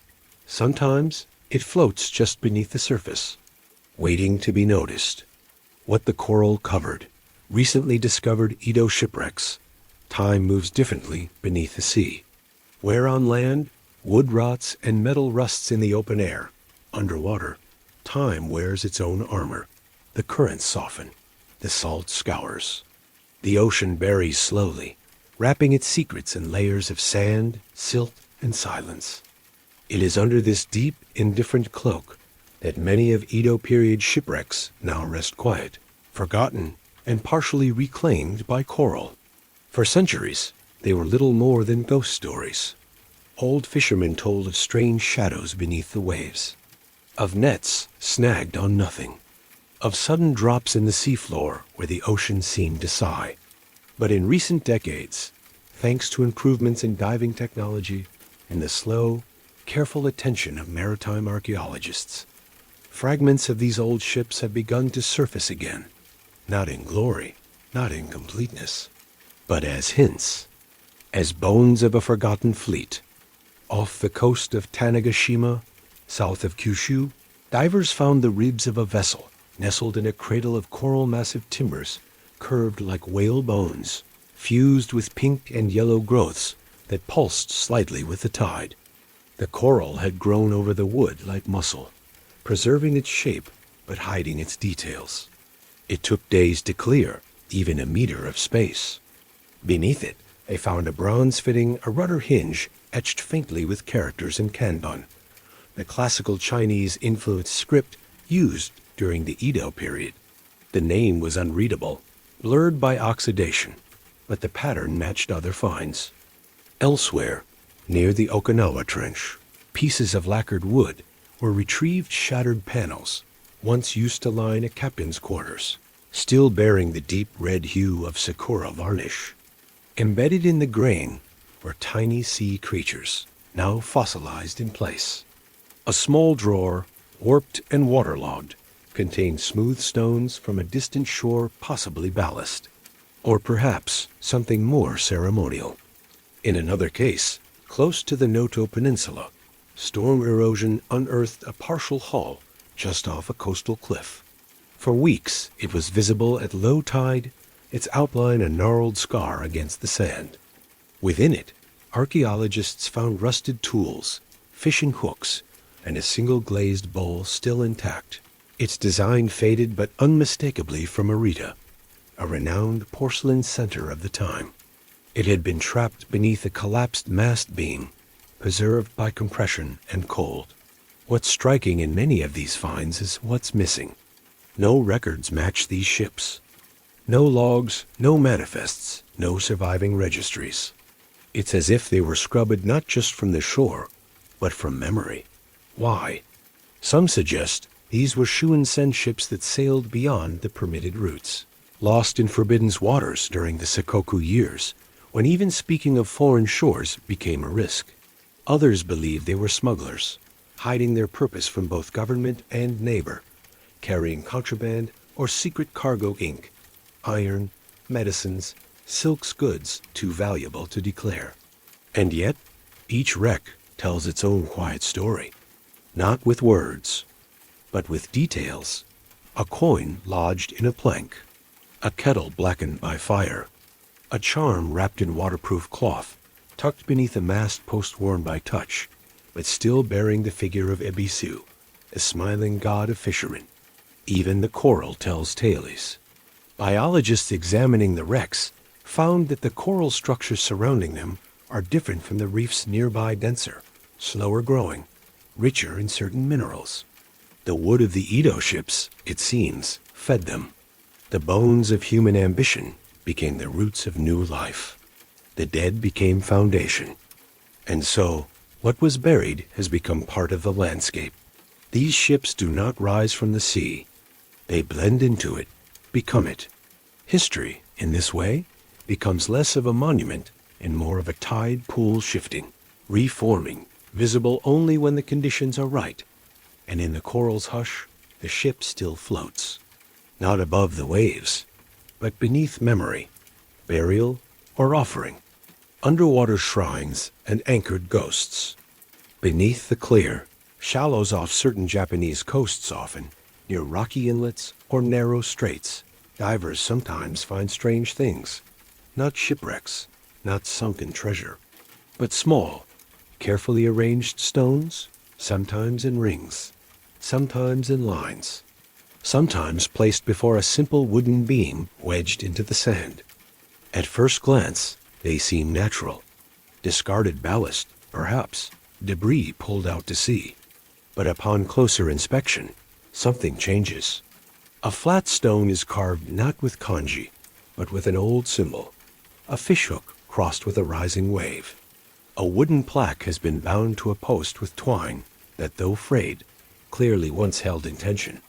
Tiny offerings coins, folded paper, the remnants of dried seaweed bundles lie around them, undisturbed. These are not graves in the modern sense. They are not registered. They appear on no temple lists. There are no names. But they are sacred. Scholars call them Mizuko Iseki water child sites or Kaizen Kyoba, sea prayer places. No one can say exactly how many exist. Most are undocumented, stumbled upon by fishermen or recreational divers who pass the coordinates on in whispers. Some are merely oral legend, a stone gate beneath the cliffs, or a place where the water is always cold. The mystery lies in their purpose. Were these underwater shrines placed after tragedy, built to mark a death at sea? Or were they made as offerings before sailing, a kind of preemptive mercy, asking for the sea's restraint? Both interpretations exist. In one coastal village near Eisbay, An old man spoke of a rock ledge just below the tide line where, once a year, his grandfather would throw in a bundle wrapped in white cloth. When asked why, the man shrugged. That's where the ocean kept our uncle. In some places, the stones align with old shipping routes corridors, once used by Shuansen or smugglers. In others, they are placed near known dangers. Sharp reefs, fast tides, whirlpools that twist and vanish in seconds. Perhaps they mark the places where lives were lost. Or perhaps they were warnings, not to the sailors, but to the sea itself. In rare cases, statues have been found. Not large, not ornate. Carvings of Ebisu, Kannon, or Jizo gods and bodhisattvas associated with protection, loss, and transition. Most are eroded, their features barely visible. One, found off the Oga Peninsula, was bound to a stone with a cord so old it had fossilized in place. Around it, divers found scattered cup ceramic, each containing traces of burnt salt. Offerings, burials, or something between. Some believe these sites were never meant to be found again, that they were meant to remain secret between the one who placed it and the sea, like letters thrown into the wind, not to be answered, only heard. But the ocean, like time, moves in cycles. What it buries, it often reveals. And so these quiet altars rise, one by one, still, unclaimed, marked not by names, but by silence. There are no records, no dates, just the feeling you get when you're near them. The water grows colder. The light bends differently. The sea seems to pause, as if remembering. Tattoos and teeth, clues from skeletons found in wrecked debris. Human remains rarely last long in the sea. Bones scatter. Cartilage dissolves. Salt and time erase even the deepest scars. But sometimes, just sometimes, the ocean holds its secrets a little longer. And when it does, it speaks not through words, but through bone and ink. In the deeper channels near Japan's western coast, particularly off Nagasaki, and parts of the Seto Inland Sea, divers and underwater archaeologists have uncovered skeletal remains entangled in the debris fields of suspected Edo period shipwrecks. These are not intact skeletons lying peacefully at the bottom. This is not the romantic image of a drowned sailor resting forever at the helm. What they find are fragments. A jawbone nestled in a beam, a rib cage caught between two collapsed crates, a femur polished smooth by currents. What makes these remains haunting is not merely their presence, but the stories they still manage to tell. Take, for example, the discovery made off the coast of Goto Island in the early 2000s. Within a collapsed section of a shipwreck, likely one of the many, unregistered coastal vessels from the late Edo period divers uncovered a partial torso buried beneath layers of coral, broken pottery, and collapsed decking. The body had long since decayed, but the skin on the upper back had somehow been preserved, trapped beneath a lacquered rice box that had sealed the area from water and oxygen. On that patch of skin, ink, a tattoo withered but unmistakable. A stylized koi fish swimming upstream, with waves curling above its head and cherry blossoms scattered through the current. Not decorative, symbolic. In Edo, Japan, such tattoos were not worn by the elite. They were marks of the working class of fishermen, laborers, sometimes criminals. Yes, but also those who lived hard lives under harder skies. The koi symbolized perseverance, courage, and the willingness to fight upstream. It told of a man who endured. Elsewhere, in a wreck near the Izu Peninsula, researchers found a skull bearing evidence of dental modification. A row of teeth filed smooth in a style, once common among sailors, who chewed through rope day after day. The wear was so distinct, so patterned, that forensic analysts were able to trace the likely use of hemp cords, thick and uncoated, common on fishing ships, but rare on cargo vessels. In some cases, teeth were missing entirely, not from decay, but from purposeful removal. In certain fishing communities, It was customary to extract a front tooth as a gesture of mourning when a family member was lost at sea. These were not decorative choices. They were personal rituals etched into bone. Occasionally, buried near the bodies, they find personal items: a wooden comb, a metal fishhook worn smooth from use, a small bag made of silk and waxed paper, still intact, containing folded cloth and what may have been a letter, written not with brush, but with charcoal, and marked with a crude symbol of a wave. Each item becomes a sentence, each fracture a footnote, each tattoo a testament to identity in a world where names were not always written. None of these remains are catalogued in official shogunate records. No memorials bear their names. These were not samurai, not nobles, not scholars. They were those who worked the edge of the sea, whose lives and deaths were rarely preserved. And yet, here they are, uncovered not by history, but by tide and time. They do not speak, but they are not silent. Their bones tell us of strength born from repetition, their teeth of labor without end, their tattoos of identities worn beneath layers of salt, sun, and judgment. And in the quiet pressure of the deep, they endure, not for glory, but as proof that they were there, uncelebrated, unrecorded, unforgotten by the sea. Sea monster scrolls. Were they just whales? In the dim alcoves of coastal temples and forgotten storehouses, tucked between prayer tablets and brittle fishing logs, there exist scrolls drawn with ink that has browned with age and brushstrokes that tremble with urgency, depicting creatures that defy easy explanation. Long, undulating forms with too many eyes, scaled beasts with human-like faces, tentacled horrors rising from waves, pulling boats into foam, even winged shapes skimming above the water, with tails trailing below the surface like drifting nets.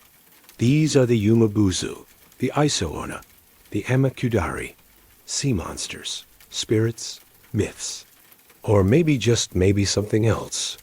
Many of these scrolls, known collectively as Kaiamaki, beast picture scrolls, date to the Edo period. Some were created by monks as cautionary tales, others by sailors with shaking hands and salt-stung eyes. A few were clearly meant for entertainment, filled with exaggerated features and comic fear. But some are too specific to dismiss. They contain measurements, directional markers, tide conditions. They note the phase of the moon, the behavior of birds, the alignment of clouds. In one such scroll discovered near Hachinohe, the creature is shown breaching the water. Its body is long, glistening, with ridged sides like the hull of a boat. But what draws attention is the eye large, forward-facing, mournful. The note beside it reads, "Seen once every 12 summers. Always alone. Never attacks, but never stays." To modern eyes, many of these creatures bear uncanny resemblance to known sea life. Sperm whales, oarfish, giant squid, basking sharks. A tale of a monstrous serpent dragging boats beneath the waves may well have been an early sighting of a massive oarfish, an animal that can grow to 10 meters in length, with a ribbon-like body that seems to glow in the right light. To a 17th century fisherman, who had never seen such a creature before and had no name for it, the oarfish would seem otherworldly, neither fish nor snake nor spirit, but something that slipped between definitions. Other drawings feature bulbous-headed beasts, with dark, rounded foreheads and long, arched backs. These bear a striking resemblance to whale sperm whales in particular, which, although rarely seen near shore, were occasionally driven into shallow waters by illness, storms, or disorientation. A pod surfacing and blowing mist into the morning air might easily appear like a group of monsters rising to breathe.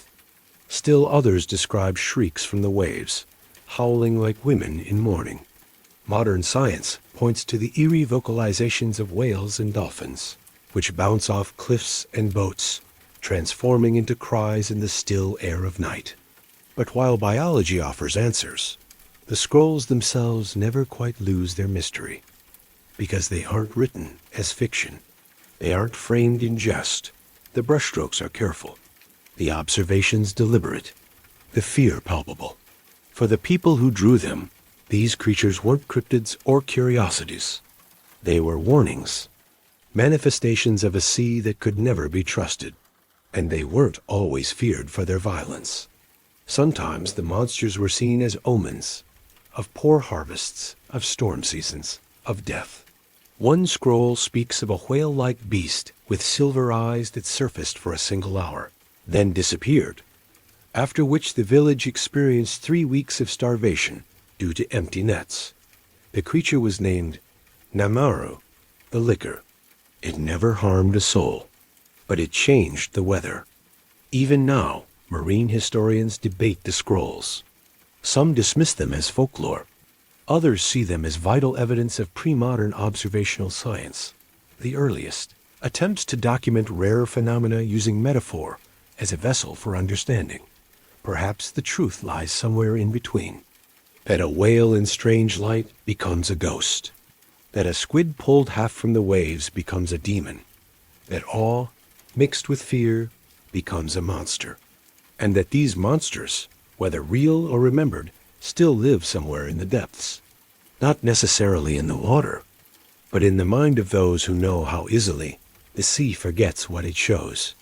Rituals before the storm, cutting hair and floating dolls.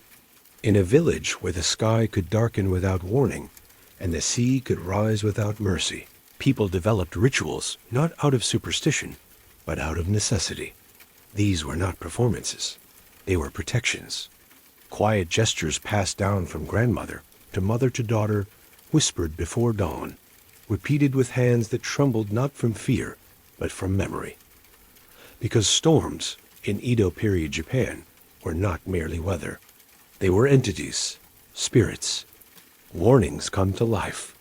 And so, when signs of an approaching storm appeared, an unnatural stillness in the air, birds flying inland, the moon shrouded in orange mist, the village moved into its pattern. No orders, no formal declaration, just movement, guided by ritual. One of the most intimate acts of preparation was the cutting of hair. Not all hair, just a lock often from a child, or from the youngest daughter in a household. It was said that storms, like spirits, needed to be recognized, offered something in advance. To ignore them was to anger them, but to give a piece of oneself freely was to soften their approach. The hair was cut with the family's oldest blade, washed in seawater, and wrapped in a piece of cloth that had touched the shrine's altar. It was then buried at the edge of the property, usually beneath the threshold or under a favored stone. In some cases, it was burned over dried kelp, and the ashes scattered toward the sea. No one knew precisely where the ritual came from. No one questioned it. It was simply done every time. Then came the dolls. Simple things made of paper, straw, or leftover cloth.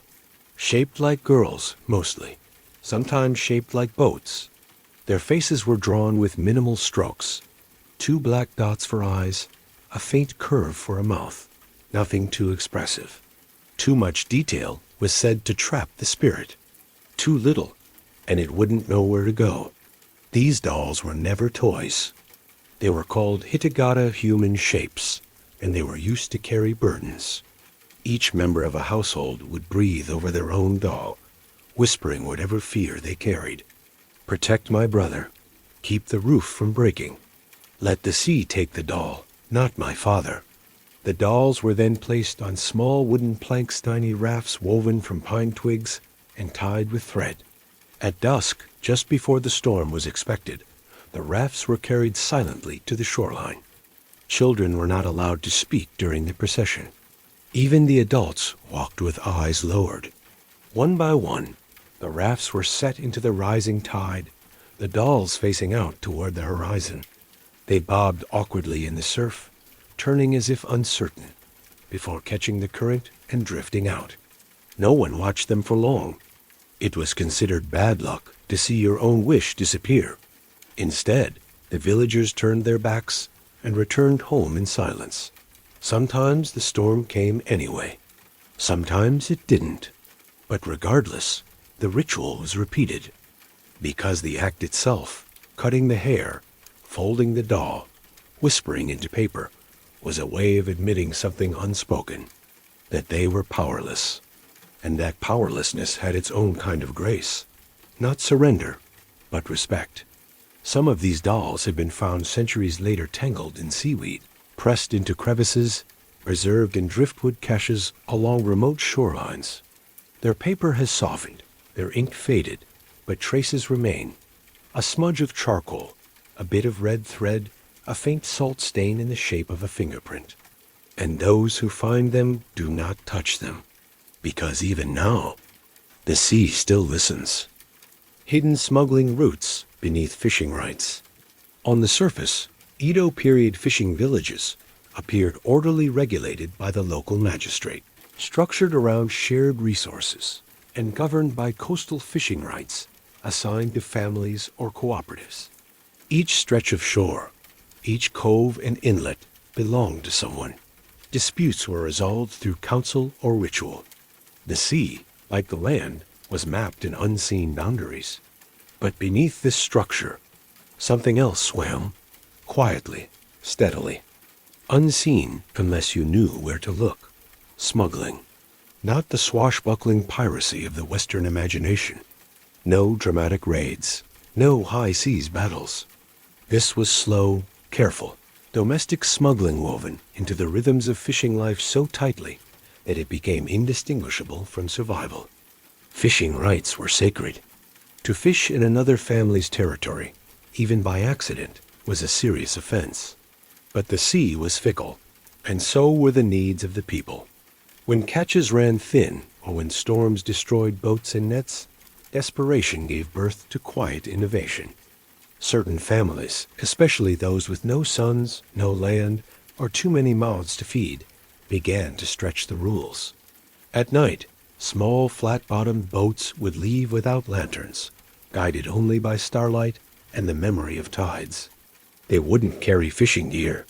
Instead, they bore bundles wrapped in reed mats, smoked meats from inland markets, rare herbal medicines, tools forbidden by guild restrictions, sake from unlicensed distillers, or even letters sealed and tied with red thread.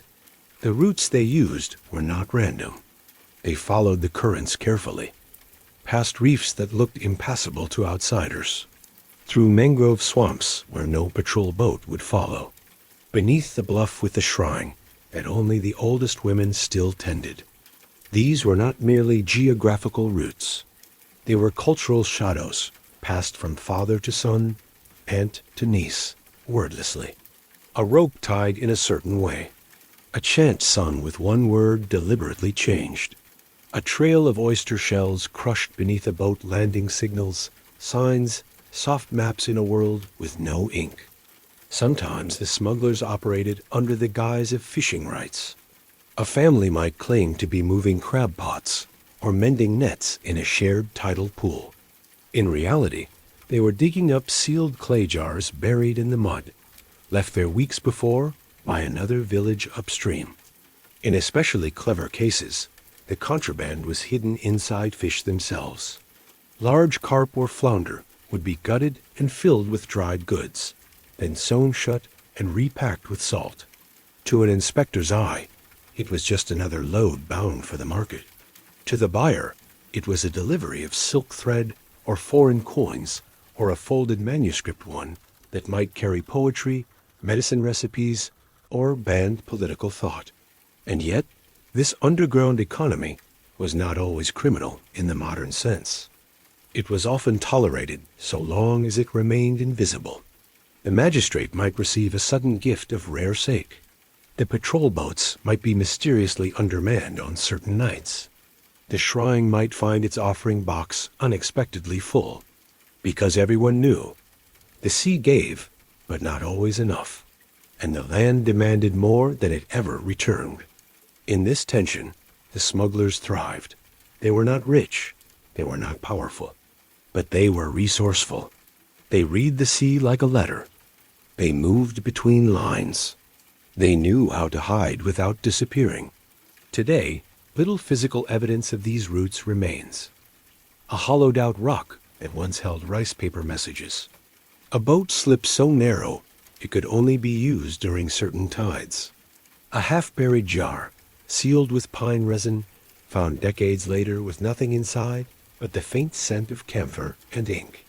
But the stories persist. Old women sometimes say, while mending nets, "Don't throw that stone there. It's part of the path." Or, "That bend in the creek? That's where the quiet boats turn." And every now and then, when the tide is low and the mist curls around the rocks just right, you might see a figure in a boat with no light. Rowing, not fishing, not lost, just remembering where the maps were never drawn. Oceanic folktales of the Ayakashi. To live by the sea in 17th century Japan was to live with the unknown. The ocean was not merely a place of labor or trade. It was a presence, a mood, a spirit that changed its face with the wind. And within its depths, people believed, dwelled the Ayakashi.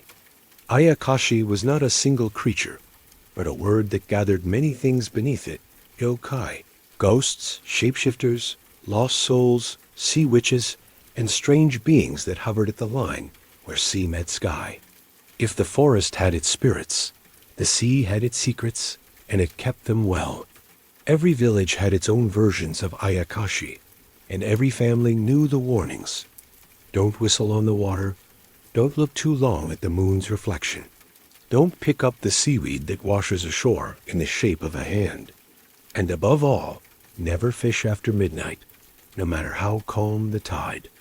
One story often whispered among children was that of Umebuzu, the sea monk. He was said to rise from the water when the sky turned gray too quickly, towering like a black pillar, his head shaved and smooth like the real monks inland. He asked no questions. He gave no warnings. He simply crushed boats like shells between his fingers. But the elders would add, he only appeared when someone had lied to the sea. The sea, they said, remembers dishonesty. Another tale spoke of Iso Anna the shore woman, beautiful, pale, with seaweed for hair and eyes that reflected the storm clouds. She was said to call out to fishermen from the rocks, asking for help. If a man stepped from his boat to reach her, the tide would rise unnaturally fast, and both boat and man would vanish.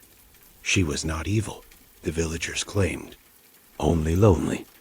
Then there were the funéraire ghosts of those who had drowned and were never given proper rites. These spirits, it was believed, could cling to the hulls of boats, making them unnaturally heavy. They didn't scream or wail. They simply made the boat sluggish, dragging it down into the water by inches. To appease them, some fishermen carried little cups of sake, pouring out a few drops into the sea each morning. "Drink before we do," they would whisper, and go back to sleep. But the Ayakashi were not always malevolent. Some were protectors. Fishermen would speak of a sea fox Yumi no Kitsune that led them away from storms by dancing on the waves. Others believed in the Kai no Atone, a maiden made of mist who would sing near the cliffs, warning of typhoons. And sometimes stories took stranger turns, like the tale of the floating temple, a massive shrine that would drift by in total silence during foggy dawns. It had no anchor, no crew. If you bowed to it, good fortune would come. If you ignored it, the next day's catch would vanish. These folktales were not merely entertainment. They were the community's memory system codes and customs embedded in story form. A way to explain the unexplainable. A way to hand down caution without invoking fear. In a world where storms could erase villages overnight, where boats vanished without trace, where a wrong turn could mean death, the Ayakashi gave shape to chaos. They gave the sea a face, a voice, a set of rules that could be learned, even if not always obeyed. Even today, in some remote fishing towns, the stories persist. Fishermen refuse to fish when the sea turns oddly warm. Old women leave folded paper dolls near the waves after funerals. And children are taught to never call out someone's name over open water, because the sea listens. And the Ayakashi, it is said, never forget. The fire watch towers that never worked. Rising above the fishing villages like awkward sentinels, the fire watch towers Shinomi why, were warders. Structures meant to symbolize safety, order, and vigilance. Built tall but spindly, with narrow ladders and bell perches, they stood at the edge of the shore, often near shrines or administrative buildings, always facing the sea. Their purpose was simple, at least on paper, to provide early warning for fire, for incoming ships, and especially for storms. But in practice, they rarely served this role well. Constructed from untreated cedar, the towers were often too light, too flexible. Strong gusts warped their frame. Salt air rotted their joints. Some leaned like tired men by their second decade, held upright by desperate rope bindings and communal prayers. In coastal towns battered by seasonal typhoons, these towers became symbols not of safety, but of wishful thinking. Local officials, in line with Tokugawa policy, mandated their presence as a sign of civic responsibility. Having a Hanomi Yagura made your village appear disciplined, worthy of protection, worthy of trade, even if no one truly climbed it anymore. On paper, the tower keeper Yagura Ban was supposed to spend hours each day scanning the horizon, recording ship movements, watching for fire breaks in the forest line. In reality, he was often an old man with fading eyesight, or a young apprentice who treated the tower as a place to nap out of reach of shouting elders. When storms truly came fast, low, sudden, no one waited for the tower bell. They read the birds, the smell in the air, the way the waves lost their rhythm. Most people had already dragged their boats inland by the time the tower keeper stirred. There were exceptions, of course. In a few villages, these towers worked. Briefly, one record from the Kii Peninsula describes a keeper who spotted a rogue fire on the mountainside and rang the bell, saving 2 homes. He was praised for a year, then died of illness, and the tower once again became a landmark for gulls to perch on. More often, the towers became part of the village's strange architecture, a pretense like broken nets kept hanging for show, or ceremonial boats never meant to sail. Their very existence reassured inspectors and tacksmen, even if no one believed in their function anymore. Ironically, during storms, they posed greater danger than protection. Lightning loved them. They burned easily. Some villagers secretly wished they'd be toppled for good, but dared not tear them down. Superstition held that destroying a fire watch tower invited misfortune. The sea, it was said, respected visible caution, even if hollow. By the 19th century, most Hinomi Yagura were gone. Some collapsed in storms. Others were quietly dismantled and repurposed for boat repairs or shrine maintenance. A few still stand today, restored as historical curiosities, their ladders rebuilt, their bells polished. But they no longer watch, and perhaps they never really did. How modern Japan quietly preserves these shipwrecks. Walk along the rocky coastline of Japan today, especially in quieter prefectures like Shimane, Kochi, or parts of the Noto Peninsula, and you may pass something without knowing it. A fenced-off cove, a sun-bleached sign with few words, a wooden platform near the water with no clear purpose.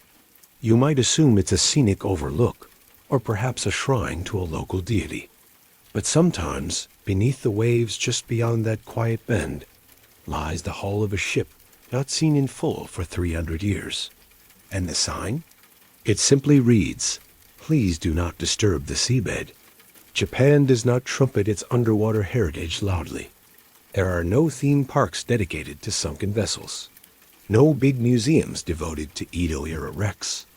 No glossy brochures or underwater tours with cartoon mascots. Preservation here is quiet, respectful, rooted in the belief that some things belong to the past and should be left to rest there. The Japanese Agency for Cultural Affairs maintains a small but dedicated team focused on underwater archaeology. Their work rarely makes headlines. Instead, it filters through university departments, regional heritage boards, and coastal town councils. When a shipwreck is discovered most often by local divers or fishermen, it's not excavated hastily.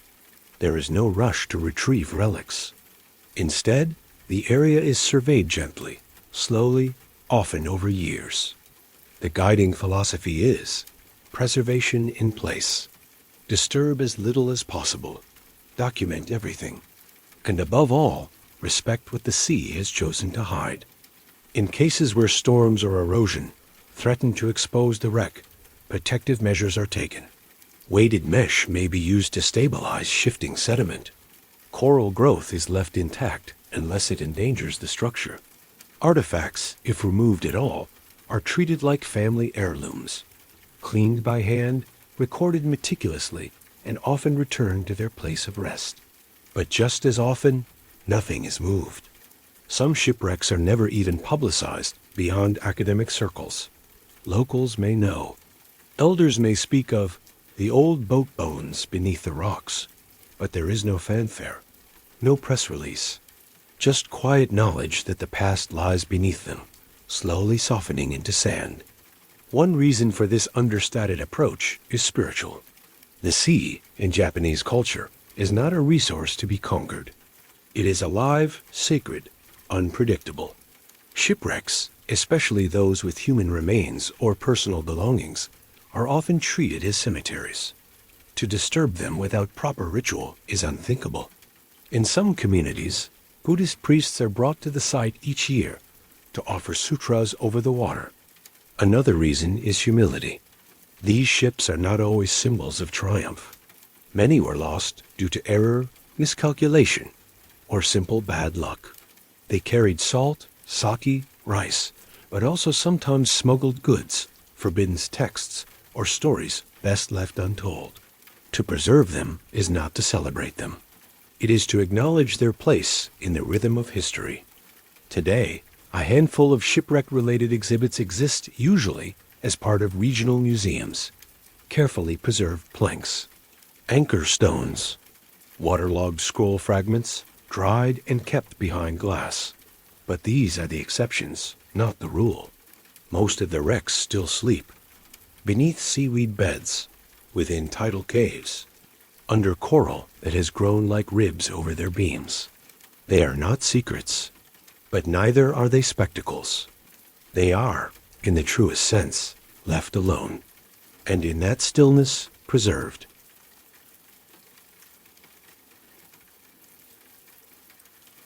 Inside the manor on the cliffs, life of a coastal magistrate, waking to flute music, not fish bells.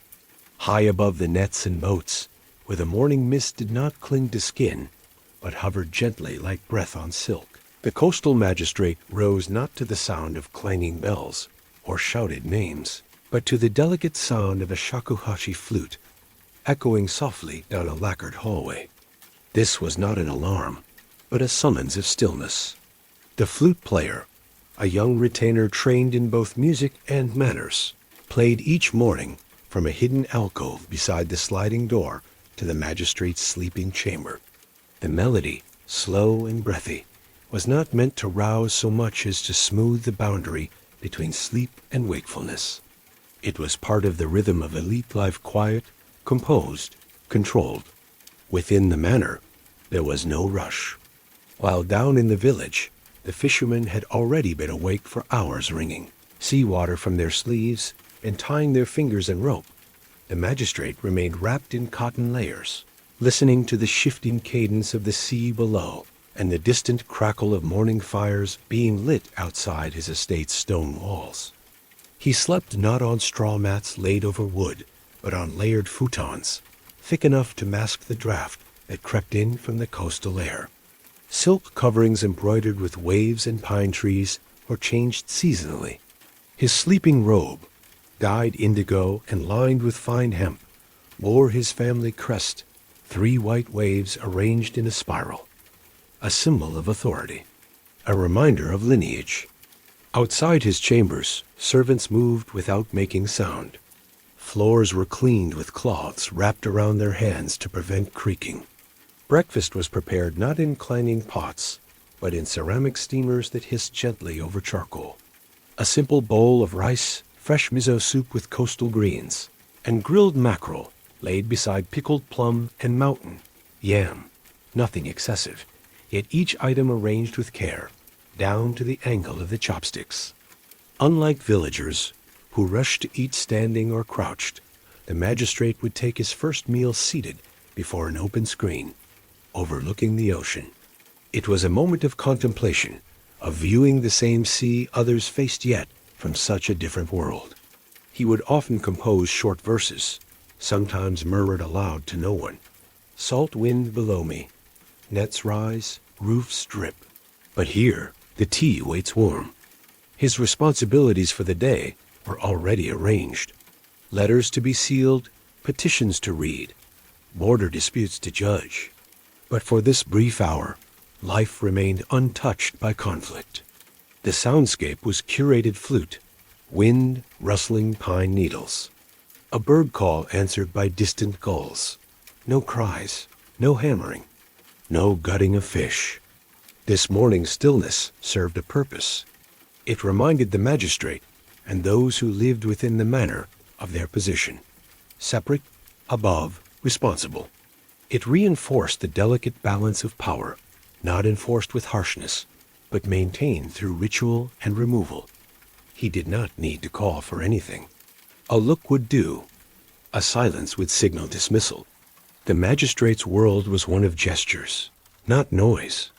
Yet even in this serenity, there was something slightly hollow in absence, shaped like the world outside. For while the flute played and the rice steamed, the sea still thundered below. Storms still gathered beyond the horizon, and the village still waited for decisions made far from its calloused hands. The flute fell silent. The day had begun. But in this manor on the cliffs, the sea remained only a sound, never a touch. Servants who never spoke unless spoken to. Within the manor perched above the sea, silence was more than a courtesy. It was an expectation woven into the very architecture. Tatami mats muted footsteps. Sliding paper screens softened the sound of voices. And those tasked with keeping the estate in perfect order, the household servants had learned early that their greatest virtue was to be invisible. They rose earlier than the magistrate, often before the sky shifted from blue-black to pearl. Their work began not with orders, but with muscle memory. One servant would sweep the entry path with pine branches soaked in seawater, leaving behind a faint briny scent said to deter evil spirits. Another would refill the inkstone in the magistrate's study, adjusting its angle by a fraction so that the morning sun would strike it just right. Still others would quietly heat the bath, layering wood, adjusting steam, testing the temperature with fingers calloused but careful. And through all of this, not a word was spoken. Not because speech was forbidden, but because it was redundant. The unspoken rule: a servant who needed to ask had already failed. If they did their duty well, no question would be necessary. No command issued. When interaction became unavoidable, when the magistrate's robe needed adjusting, or tea needed refilling, speech came only in soft phrases, always formulaic. Shitsure itasimasu. Please excuse the interruption. Osur irimasu. With the deepest respect, I must. Moshiwe gozaimasen. I am most sorry. But often there was only silence. A bow, a breath. A task done before it was noticed. Servants in such a household did not see themselves as individuals. They were extensions of the household's dignity, their personal thoughts buried beneath the layers of their uniforms. Undyed cotton in summer, quilted hemp in winter. Each wore a sash that denoted their role: kitchen, garden, bath, correspondence, but none wore shoes inside. Feet were trained to glide, not step. They ate separately, seated near the rear courtyard, Their meals plain but nourishing rice porridge, salted greens, sometimes a scrap of fish if a kitchen favor had been quietly earned. Laughter, if it came, was brief and whispered. Stories were told in metaphor. Jokes relied on timing, not volume. New servants were trained by watching, not by instruction. A senior servant would demonstrate how to fold a robe so the crease followed the spine of the wearer, how to bow exactly 3 seconds after entering the study, how to hold a tray so the lacquer caught the candlelight but never blinded. Punishment was never shouted. Instead, mistakes were addressed with absence. A missed cue meant being passed over for assignments. A dropped cup meant fewer speaking rights during meal breaks. The harshest reprimand was a dismissal, a return to the village below, to be seen not as disgraced, but simply no longer present. And yet, many stayed for years. Some never left. For in their silence, they wielded a certain power. They heard everything. They knew who visited, what was signed, when the magistrate lingered too long by a particular scroll. They held the pulse of the household in their fingers, not their voice. And in rare moments, when the household was empty, the guests gone, and only the waves could be heard echoing up from the cliffs, some servants would walk the corridors with a kind of ownership. Not proud, not loud, but certain. Because to keep the peace of such a place was to own a silence louder than any command. A bathhouse inside the manor, luxury of the clean. Unlike the villagers below, who bathed in the sea when the weather allowed, or in buckets of cold rainwater when it didn't, the coastal magistrate enjoyed something far more indulgent. A private bathhouse built into the southern wing of the manor. Not merely a place to wash, but a space of ritual, status, and restoration. It stood as a symbol of control over the elements, particularly over water, the most powerful and temperamental force in his domain. The bathhouse was a small structure, detached from the main living quarters, yet accessible through a covered hallway paneled in dark cypress. Here, one could hear the sea without being chilled by it. Entering the bathhouse meant crossing a threshold of temperature, texture, and purpose. Inside, the air was thick with warmth and the scent of hinoki wood cypress, smooth and naturally resistant to mold, its fragrance clean and slightly citrus-like. Steam rose from a large rectangular ofuro, a deep soaking tub carved from solid wood, its interior sanded until the grain felt like silk beneath the hand. The water was never scalding, just hot enough to loosen the tension held in shoulders and knees, hot enough to feel like an embrace after the cold breath of sea wind outside.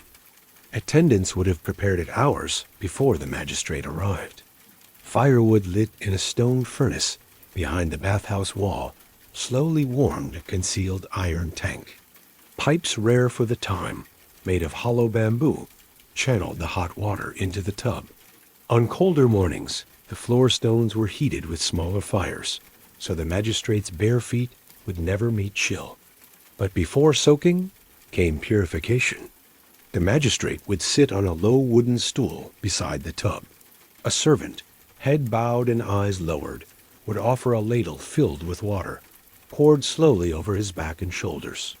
Soap as we know it was unknown, but ground azuki beans, rice bran, or ash mixed with salt served as exfoliants.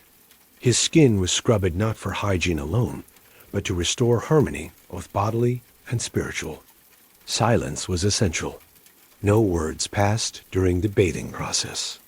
It was believed that hot water revealed the soul's posture. Too much noise would disturb the balance. Too many questions would cloud the heat. Once submerged, the magistrate would sit still, chin just above the waterline, his breath echoing softly off the wooden walls. Outside, gulls cried. Wind rattled the paper screens. But inside, time dissolved. In this moment, there was no bureaucracy, no disputes to settle, no shipwreck reports to review.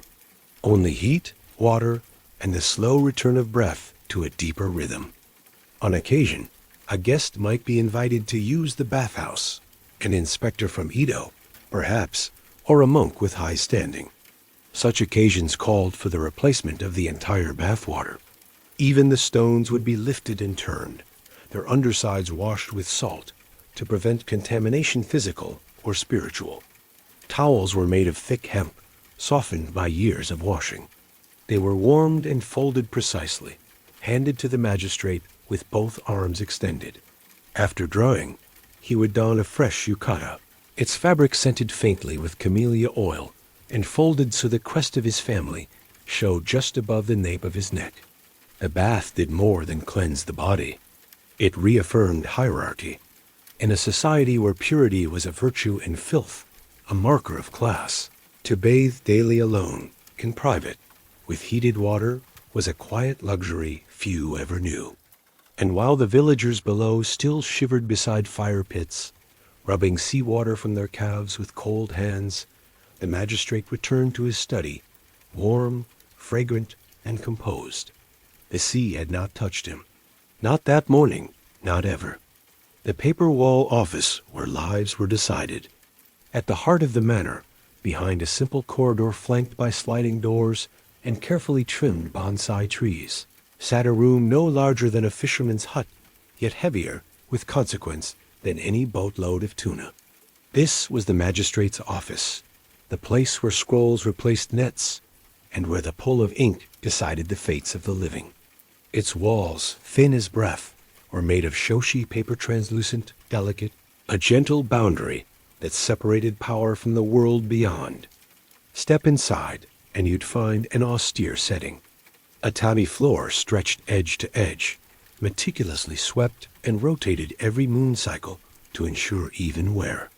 A low desk sat in the center, made of polished Zelkova wood, its surface uncluttered save for a brush stand, inkstone, and a set of tightly wound scrolls secured with twine.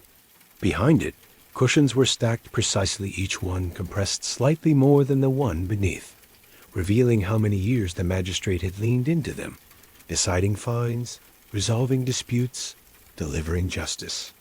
Here, there was no shouting, no gavel to pound, no courtroom spectacle. Justice came slowly, softly, in strokes of ink so deliberate they were almost meditative. The cases varied. One might concern a stolen chicken, another a boundary dispute between two neighboring families, still another a request for fishing access in disputed waters. But each scroll carried within it the tensions of survival. A bad ruling could mean hunger. A good one could shift alliances. And so, the magistrate read each document with the same focus he might give a poem, line by line, tone by tone, interpreting not just the words, but the space between them. Villagers waited outside in silence, sometimes kneeling for hours under the portico, the salty wind licking their faces, hope or dread pressing against their ribs. When summoned, they entered one at a time, bowed low, and spoke only when invited. Witnesses were rarely needed. The magistrate preferred written evidence signed, sealed, occasionally accompanied by offerings. A well-wrapped fish, a pouch of dried persimmons, a bolt of cloth from a grateful petitioner. These were not bribes in the open sense. They were tokens of respect, symbols of the giver's sincerity, but they shaped perception all the same. The room's thin walls made privacy an illusion.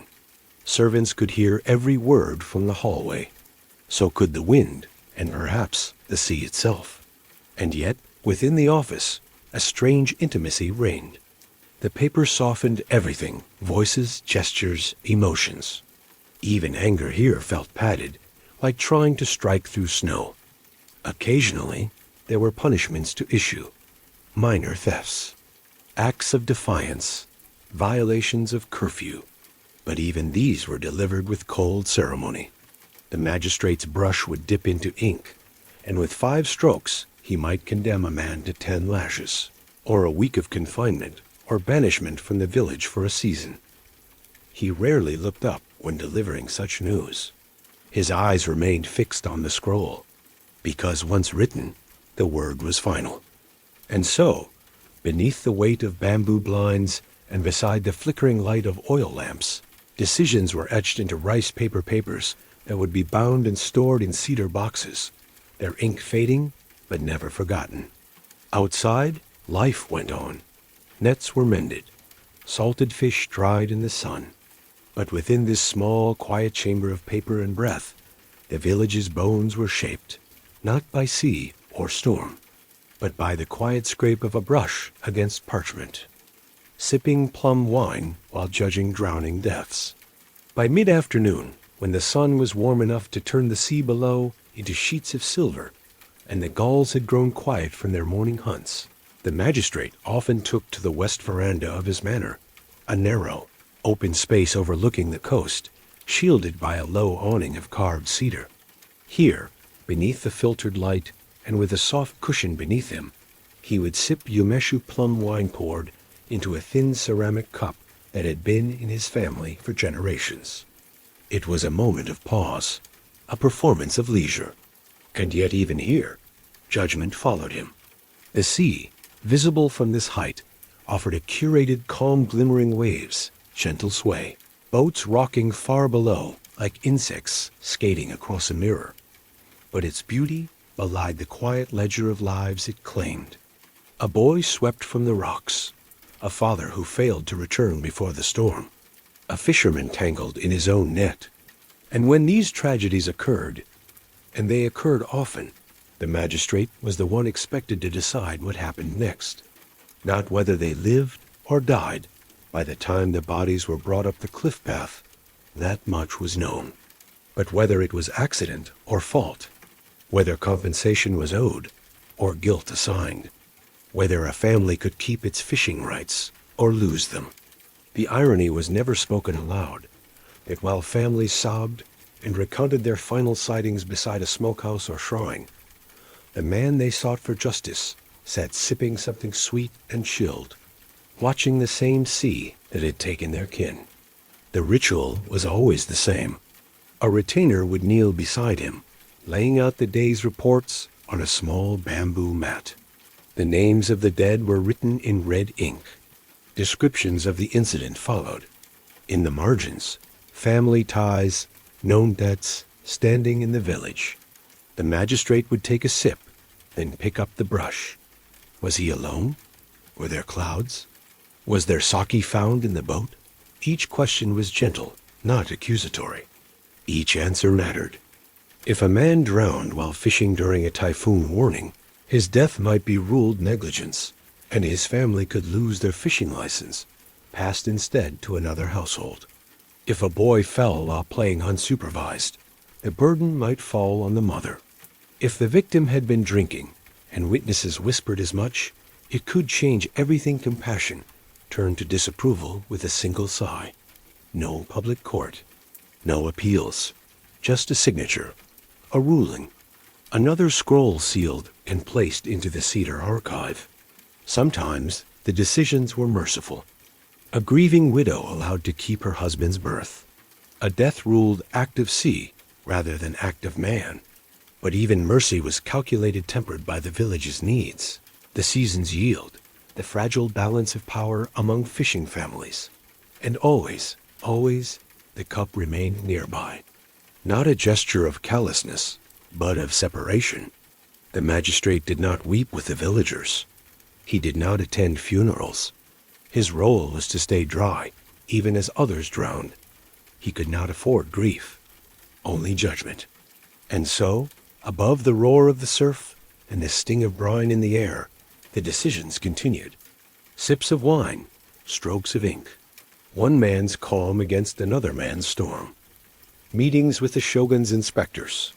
Once or twice a year, though never on a set date, and always with the precision of foreboding thunder, the shogunate's inspectors would arrive. Their presence was not announced with drums or banners. Instead, it came as a quiet ripple. A courier seen on the horizon, unfamiliar sandals in the entry hall, servants kneeling slightly lower than usual, their eyes even more carefully fixed to the tatami. These men were not samurai in the traditional sense, though many carried swords. They were administrators, agents of bureaucracy, vessels of the shogun's long shadow, sent to ensure the coastal magistrate was not growing too lax, too wealthy, or too beloved. The magistrate prepared for their arrival with exacting care. The manor, already immaculate, underwent a second cleaning. Scrolls were recopied to remove smudges. Account books were inspected line by line. Not only for accuracy, but for elegance, calligraphy mattered as much as arithmetic. The bathhouse fire was stoked hotter. The plum wine replaced with a fresher bottle. His robes were pressed, then repressed, until the crest at his shoulder sat like a seal of unquestionable loyalty. When the inspectors arrived, they said little. They bowed at the gate, but did not smile. Their faces betrayed no interest in sea views or local delicacies. Instead, they stepped into the paper-walled world of the magistrate's office and began unrolling their own scrolls ledgers of expected rice yields, records of village births, accounts of tax deliveries, and coastal patrols. They did not accuse. They simply compared. And while they read, they watched. Every movement of the magistrate was a performance. Each gesture a pour of tea, the adjustment of a sleeve, was a declaration of loyalty. A twitch, a pause, an unnecessary explanation, these were dangerous. Conversation, when it happened, was ritualistic. Your village's salt quota appears underfilled. There was a red tide last autumn. We compensated by increasing mackerel. The headman's signature is missing from this complaint. He was away tending to his wife's illness. There is no physician's note. We will obtain one. Sometimes the questions turn to subtleties. Have there been many drownings this year? Fewer than expected. The sea has been kind. Do the villagers speak well of you? They speak of the shogunate's wisdom. A wrong answer wouldn't spark confrontation. It would simply be recorded. And the magistrate knew. Too many such notes, and next year's inspectors would not come alone. They would bring a replacement. So these meetings became dances. Two officials smiling without warmth, sharing sweet beans and salted plums in a silence thick with measurement. The magistrate offering answers that balanced truth and prudence. The inspectors nodding in a way that meant nothing and everything. After their departure, the manor would exhale. Servants relaxed their posture. Doors creaked again. The magistrate, alone in his study, might pour the last of the wine and let himself lean back. Only then did the ink on the scrolls feel dry. Only then was the sea below allowed to feel blue again, rather than gray with anticipation. These meetings were reminders that no matter how far from Edo the village lay, no matter how high the matter sat above the tide, the eyes of power could still reach, still listen, still judge, even here, even through paper walls. Silk robes, sea views, and zero labor. A magistrate's wardrobe was not merely a collection of garments. It was a declaration, worn in folds and threads, of the quiet authority he carried each day without ever raising his voice. Unlike the villagers whose clothing smelled of salt and smoke, and who often wore the same rough-woven kimono through both winter and rain, the magistrate's robes whispered when he moved soft, slow, dignified. Silk was not merely a luxury. It was a boundary. Each robe was hand-dyed, often in rich indigo or rust-colored hues. The dyes made from seaweed and plant ash and aged in dark jars until their tone mirrored the sea at dusk. Embroidered into the fabric were delicate wave motifs, cranes in flight, or on formal occasions, the stylized family crest, a circle of 3 swirling waterlines, eternal and contained. His robes were changed with the seasons. Thicker inner linings in the months of sea storms, breezy, lighter layers during the clammy midsummer days when the air clung to the skin like wet rice paper. Servants folded each piece along invisible lines, storing them with cedar leaves to prevent mold, and with dried citrus peels to give them a subtle, crisp fragrance. And when he dressed, the process was not done in haste, but with ritual-like layering authority itself. And while the sea below his veranda churned with labor men hauling nets, women gutting fish, children delivering saltwater jugs to the salters, The magistrate rarely lifted anything heavier than a brush. His hands were soft, his fingernails trimmed by a retainer every few days, and the closest he came to toil was the brief effort of rising from his cushion during formal inspections. He did not cook. He did not clean. He did not fetch firewood or open doors. Even in his garden, where moss was encouraged to grow in careful patterns, and stones were chosen for their texture underfoot, he did not prune or rake. A gardener arrived twice weekly to tend the space silently, leaving behind a scene that looked untouched by hands, yet perfectly curated. The sea, for the magistrate, was not a thing to battle. It was a view, a metaphor, a shifting canvas that reminded him daily of how far removed he was from its violence. He could hear it, yes, in the deep hours of night or during the sudden hurl of rain on roof tiles, but it never reached him. It never soaked his sleeves. His only relationship with water came in porcelain cups, poured warm and clear by someone else. Even his speech carried this detachment. Words were delivered slowly, with deliberate spacing, as though his time were not counted in tasks or times it but in silences. When villagers spoke to him, they bowed and kept their eyes low. When retainers entered the room, they knelt and waited to be acknowledged. The labor of the body belonged to others. The magistrate's job was thought, tone, and presence. And so, wrapped in silk and watching the waves roll in, he lived in a world untouched by calluses or cold feet. A world where work had no place, not because it was beneath him, but because his role was never to labor, only to rule. The robe bore no sweat. The feet never blistered. The sea was admired, not endured. Tales from the kitchen, feeding one man like 100. Beneath the manor, in a low-ceilinged wing connected by a narrow corridor often avoided by the magistrate himself, the kitchen operated with the precision of a shrine silent orderly, steeped in steam and secrets. While the villagers boiled rice in soot-stained pots over open fire, and chewed dried fish beside driftwood flames, the magistrate's meals were another world entirely. Here, in the echo of stone and bamboo, entire days revolved around preparing food for a man who rarely commented and almost never finished everything placed before him. Yet that was not the point. The abundance, the balance, the elegance, it all spoke for him. Each meal was an orchestration. Not one large dish, but a constellation of small, perfect things.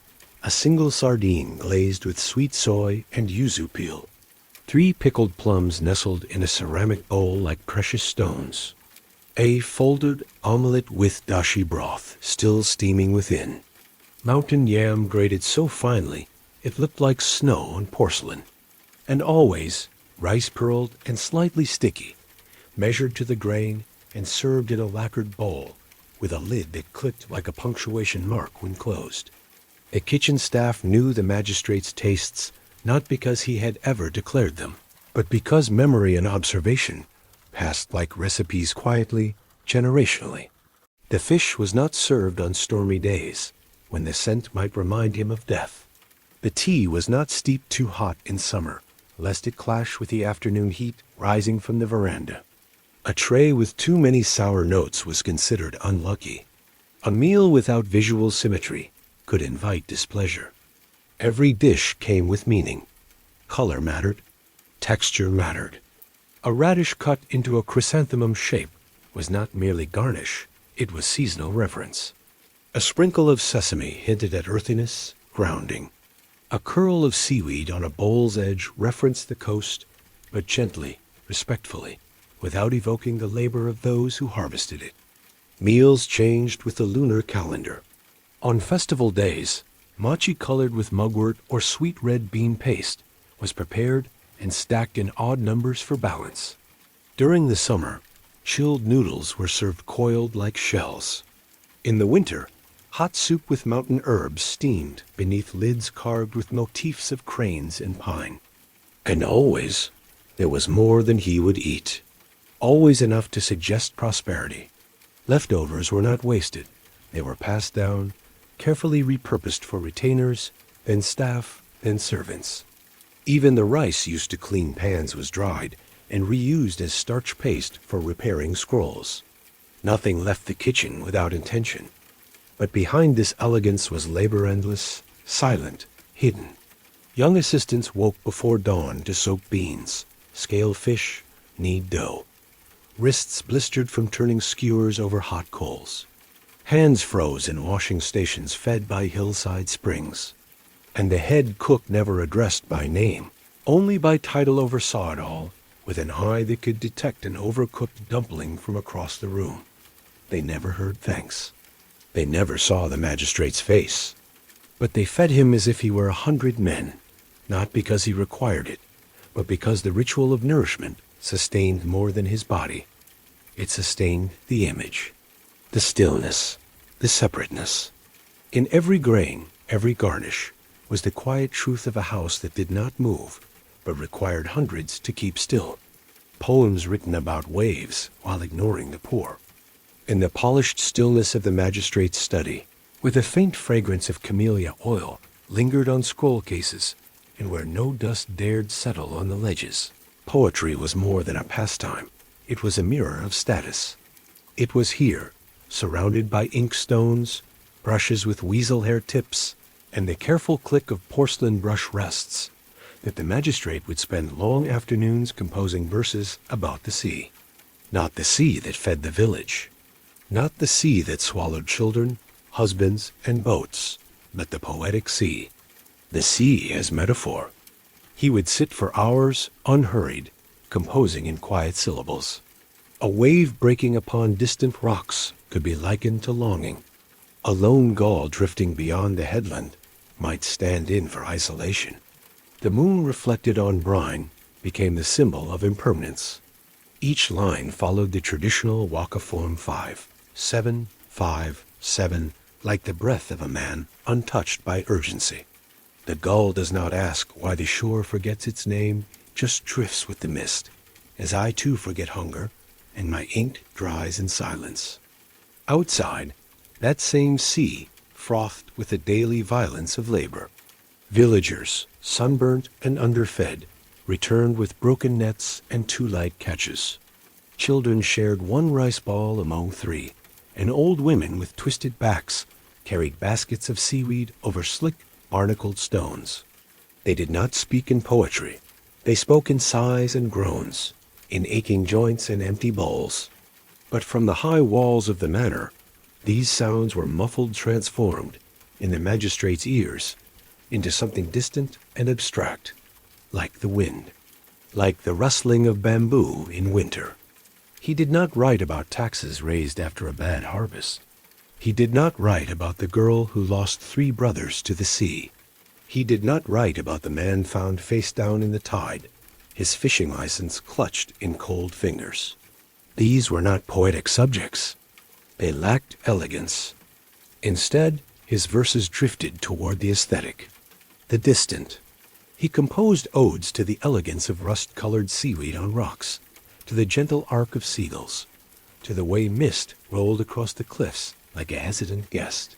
And when these poems were complete, they were copied carefully onto cream-colored paper, mounted on silk scrolls, and sent to acquaintances in Edo, who replied with praise and equally sanitized reflections. This was not callousness, at least not in the overt sense. It was detachment, so refined it passed for art. In his eyes, the suffering of the villagers was a matter of governance, the sea's beauty, a matter of contemplation. The two could exist in parallel without ever touching. And so the magistrate wrote, while children coughed in damp huts, while old men sharpened dull blades with cracked stones, while mothers wept over bowls of thinned-out broth. The ink flowed, but not toward justice, only toward quiet, aesthetic truth. Because poetry, in the manner, was not for reflection. It was for forgetting. Death without honor, when the sea took the magistrate's son.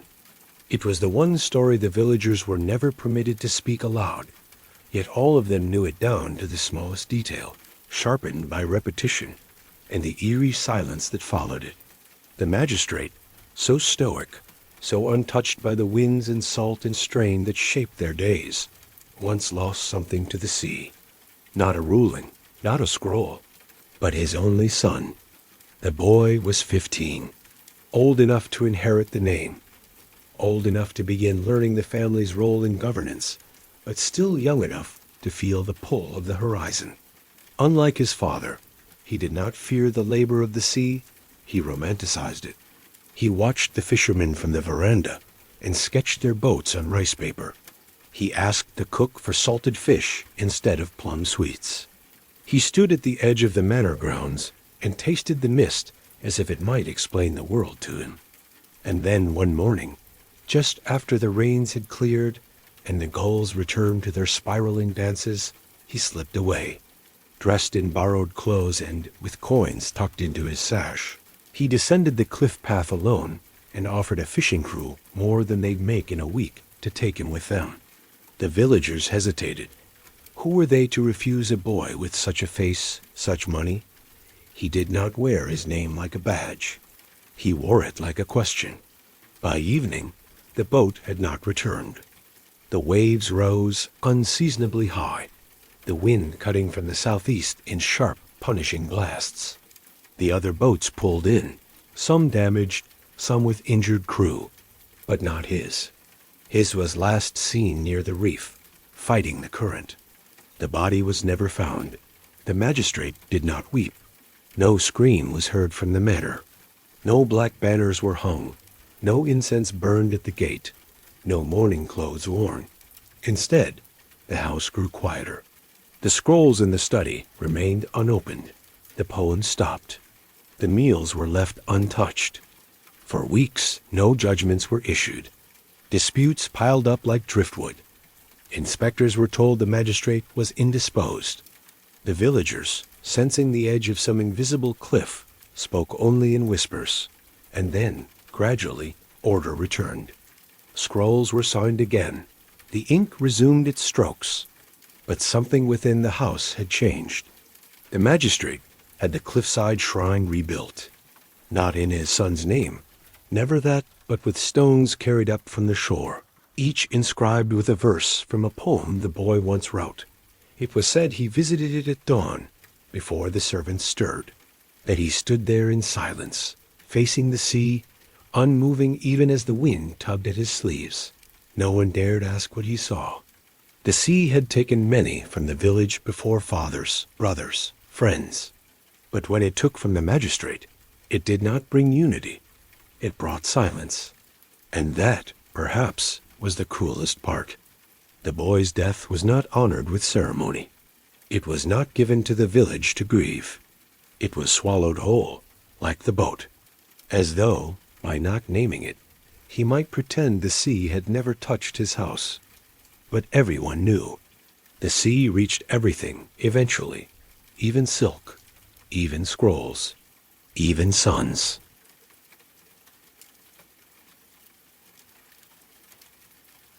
The sea that was always listening. Now, as the night folds quietly around you, and the tide of this story draws its final breath against the shore, allow your mind to rest among the lingering mist of the past.